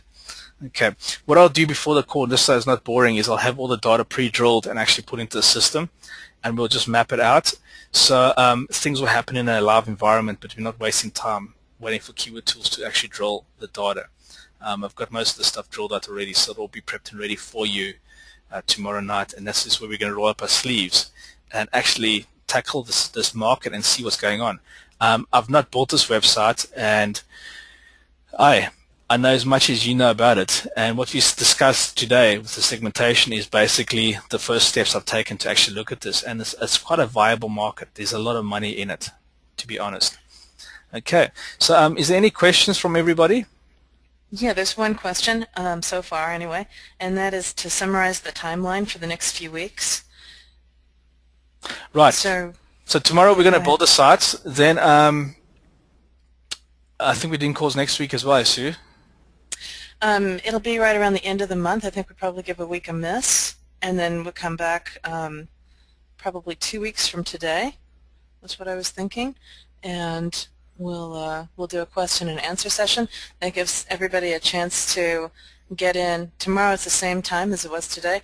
That gives everybody a chance to get in, dig into the tools, and or heaven forbid, do the research by hand, and get to that point where they're asking, where questions have actually come up. So then we can reconvene, and at the end of the month. So tomorrow it'll be, we'll just keep this, for this entire month, we'll keep this 1 p.m.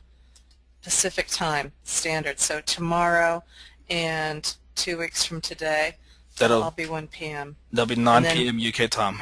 Yeah, and then we might, depending on Matt's timeline when he gets down into South Africa, we might change that time for the final 2 webinars. Yeah. So the date on those. Do you remember the dates? No, I don't have them on me at the moment. I think it's the 20th and the 21st of so September. Today we did foundations. Tomorrow we're going to do the build, and we're going to get the site live. So in those 2 hours, I'm going to build the site, and I'm going to get it out there, the starting points of it. Okay. Then what's going to happen is once the site's live, we're going to get the content written. We're going to use one of our DWS members. We're actually going to assign work to him, and I'm going to have him come in and actually write the content. And what I was thinking to make that call is I'll do a few videos after. Once I think it's George. He's really good at writing pain articles, painkiller articles. Once he's written all that content, I'll do some videos afterwards just covering it in DWS so you can see what's happened. We'll publish the site. I'll send you guys the links to the site that's live, and then we can start watching what's happening in analytics. Okay, we'll be tracking this, and we'll let you guys see what's going on over there. So you'll have the bird's eye view of the whole story. And then that'll give you guys time to start building your stuff out, working on your projects, getting that live. And then when we recap to do the FAQ, then we'll answer all the questions. Then when we get back, the third session is all about traffic, how we're going to drive traffic, and how we're going to ramp up. So hopefully by that time we would have done some tests, we would have fine-tuned and optimized web pages, and they would have climbed quite a bit up the rankings. We're going to do traffic, and we're just going to hammer in the site. We're going to basically turn it on and drive as much as we can to this. And we're going to have, by that time, we want to have the whole system in place. So tomorrow night is basically the build, and then all the things that we have to put in place, i.e. how to set up the autoresponder, what we need to consider when we're segmenting our lists, how do we automate that, and what things we have to consider for starting to put the whole thing in automation. Because remember, we want to build this into a system that starts working without us. Okay, so we have to start thinking about all the components from a top level overview that we need to have in place in order to make this all work. Okay. So any other questions? Yeah, lots of them. Okay, so what's a good time to have in mind from the start of this process to the selling of the first leads? One of the reasons we took this to be a month was so that it would give everybody, I expect by the time that we end this webinar that everybody should be able to have their site up and be able to sell their first leads. Wouldn't you say, Matt? Yeah, there's nothing to hold you back, especially when we go through the traffic module. There's so many ways to get traffic. I know everybody's got different budget constraints and there's different ways of doing things, but with the video thumbnail trick that Russell's put into the course, you essentially can get your videos ranked, which can drive traffic from day one. Just through your Twitter feeds, you can do promotions that can drive traffic to your site. So we're going to discuss these things at the end of tomorrow night, just the quick traffic methods of what you can do, which doesn't cost you money. And then obviously we're going to go into like the CPA stuff and the PPV, where we look at where depending on what you're selling and what the service is, we can actually use PPV traffic, and we can get all kinds of other types of traffic to actually drive people through our site and our network. Now remember, if we're dealing on local stuff and local levels, your website should be ranked literally in 2 or 3 weeks. Right.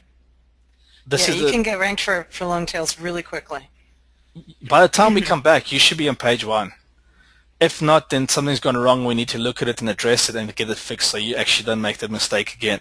So the way I'm going to show you how to build this out tomorrow and how we're going to look at the targets and how we're going to play with the we've created a little tool for you guys called the Prospector. That's a cool little tool, and it's got 2 personalities. One is you can actually import all your postcodes or zip codes from your Aweber, if you've got them, or you can get them from your client if you're doing client work and you want to drive leads. So let's give me all your postcodes. I don't want to know the guys' names. And we can actually map out where the actual business comes from. And if we know where the business comes from and it's recurring business, we just zoom in on that and attack that first. And then at the same time, we flip prospect onto his other head. And what you do is you can actually go to Yale.com and create lists. And you can bring all those guys in and you actually see where they're all based. So from where they're based to where the leads are, essentially two things happen. You can establish the radius of what makes that whole thing work, and it makes it very, very cool because now you actually understand how this is all interconnected. And then you got your geo-target keywords that you got there. You can see where they're clustered, so you know exactly what towns to target for their rankings. And most of the people will just type in the information around their area. So like there'll be like Phoenix dumpsters, or I need a carpet cleaner in Airdrie. I'll make these up, just local towns. And you pick up that traffic, and those leads can come in and you can redirect them. So as we get into the keywords tomorrow, you'll start to see what keywords we're qualifying for, things that you can rank for quickly, and what things you can drive traffic for quickly. We'll get into all of that tomorrow. So more questions are when of the videos going to be up. We're going to, we should be able to get at least my copy of the video up tonight. I had an issue with my internet, so I don't know whether or not we'll get Matt's up tonight or not, but we will have something up tonight. And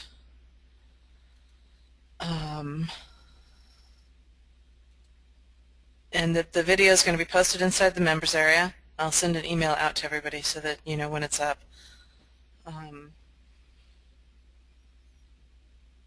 The docs, the rest of the docs, instead like there's all of these supporting docs like the contracts and the scripts and all of that. We're working to get all of that converted into standard format, and they will be up.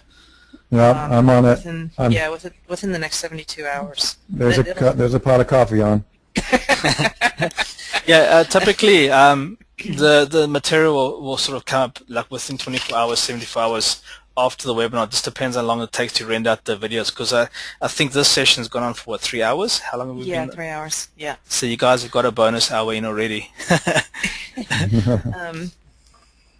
Well, we were a little bit late on the call, so there's a little bump in there.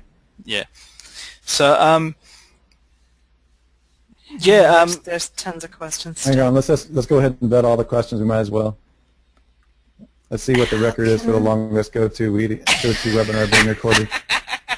How can we determine what the minimum form fields should be? So in terms of the forms, we'll go over all of that tomorrow, what your forms need to look like to get your leads. Yeah. I think that's what you mean. Yeah, the trick about forms, I cover that in detail in tomorrow when we go through list segmentation. I've got a whole section built out specifically just on that whole topic, because there's two things that happen. One, people can't spell. And two, you want to acquire as little data as possible from the person to sell the lead. So if there's things that you can actually hard code in, i.e. with hidden fields, do that and have them hard coded in, because at least the spelling will be right. And and we're going to be revealing also. I'll go ahead, Sue. I didn't know if you want to be. Well, I don't really want to get too much into that, because I've still got a really long list of questions, and we will get into all of it tomorrow. Yeah, you don't even have to fill out your leads. Oh, sorry. Right. So how long tomorrow? I imagine it's going to be about the same amount of time. We've got a lot of stuff to cover tomorrow. How long can we hold an unsold lead before they go stale? Typically 72 hours, I'd say, at the most, though. Yeah, it depends on the industry too. But doesn't it depend on the industry, or is it the same everywhere? Hugely. The rule of thumb is you want to get that client off the market as fast as possible, because they've filled in forms everywhere else. Yeah. So the sooner you react, the sooner you can secure that lead. So if you've got a client you're passing these to and he's sitting on his laurels and they're sort of going stagnant, you must still get paid. The best way to position yourself is to get paid for what you sent to him. So it's, sorry, Matt. Sue and I still implement the model. Like, I had a friend many years ago, Matt Gagnon. He's probably on this call. We were actually doing level 4, level 5 leads. We do have kind of a model like that. Depending on how much they've purchased and how old they are, there's variable factors based on their value and what they've actually purchased and how much you know about them. So we'll get into that a little bit more too in later modules. All right. So will you be doing the build and then presenting this tomorrow afternoon? We're actually going to go through the entire analysis and build with you guys so that you follow our trains of thoughts along the analysis, and then we'll build it out fast and get it up.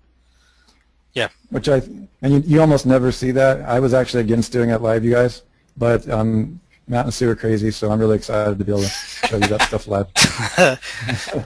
No, the primary reason why I want to do it live, and there's a very specific reason why I want to do it, is because I want to speak as I think out loud, so you can actually hear what I'm actually talking about or thinking about when I'm looking at things. Because I think if you watch over the shoulder type of effect, and you see how we be talking now that you got Russell and Sue on the call as well, there's going to be 3 different perspectives. And this is essentially what happens with certification, is you've got 3 different minds talking about 3 different things, which gives you a very holistic picture, okay? And because we're going local, we're not dealing with a market domination per se, okay?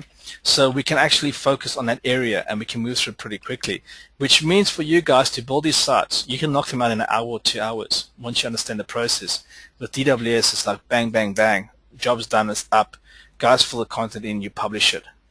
And then you get your guys to go and sell the leads, okay? As they come in, you move to the next area, and you do the same thing.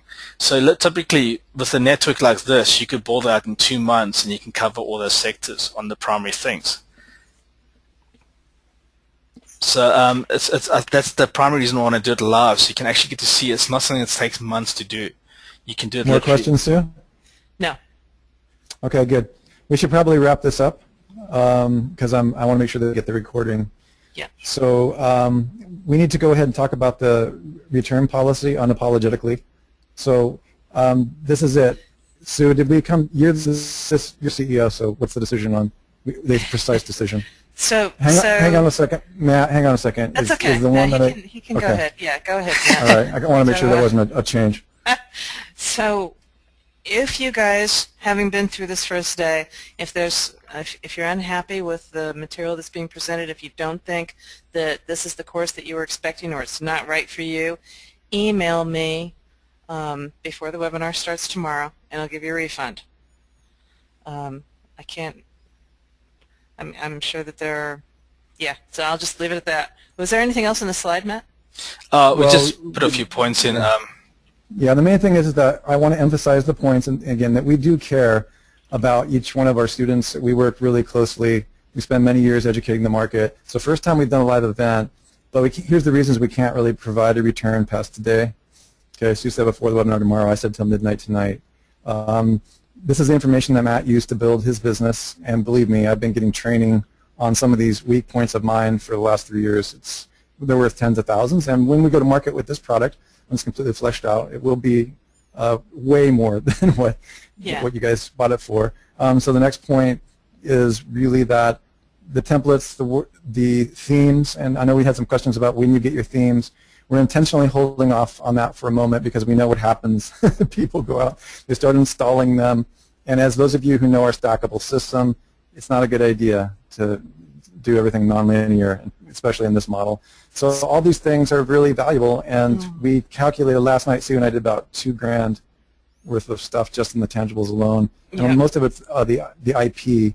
All this information is proprietary, and those emails that I sent out where I said I'm not happy, they've lost their minds and all that, yeah, I mean, okay, they were slightly gimmicky, but the interesting thing is that it was actually really the truth with a little bit of an edge. I was kind of buffering my edge with it because I really feel like this is a live event, what we're doing right here, because this is normally the stuff that we do in a live event, and there are no refunds for the live event. Okay, so the information is proprietary and high level. So I think there's blah, and then there's blah blah. We normally teach this material, certifications, we reveal a lot. So that's the thing. Just want you guys to know we are committed to your success, and in order to commit, we just ask that you commit to us and make a decision. And if you're not happy, or it's not, a push-button automated system, if in my, neuromarketing methods I give you the impression that you're going to make money by tomorrow morning by doing this method, keep in mind we told everyone it'd probably be anywhere from 30 to 60 days. Okay, but we are going to show you how to do that. If it's not for you, then make a decision now, because we have called PayPal, and our refund policy is very clear. Okay, so no more refunds after. I said midnight tonight. Sue's a little nicer than me, so Again, it's really coming from a place of integrity where I am trying to protect the assets that I have brought together as my team, and that Sue has brought together as her team, and Matt. So I hope that makes it clear, and I have no qualms with this, and we totally understand, and let's just leave it at that. And on the other side of this, I am really, really excited about showing you firsthand, and thank you for your patience. We had a little bit of an issue technically, but that won't happen again because now we're orienting all of our technology around this process. We've never tried to show you so much live. So we were trying to, on a live event, on a digital webinar. So we were trying to get all of this stuff set up, the graphs, the spreadsheets, and everything. So again, that's another reason why we've come in at this price point rather than $5,000 at a live event, or more, because we want, we realize that this is the first time digital, and we're going to be showing you guys everything. So I hope that makes sense. Is that clear? I hear a resounding yes in my mind. Okay. All right. All right, you guys. We will see you tomorrow. And Sue, the webinar is same bat time, same bat cave? Same bat channel, yes. Okay. All right. All right. Russell Wright, Matt DeCruz, Sue Bell, we will see you on the inside members area. I'm staying up all night for you tonight to put the material in the members area. Excellent. Good night, everyone. Thank you, everyone. See you tomorrow. Cheers. Bye.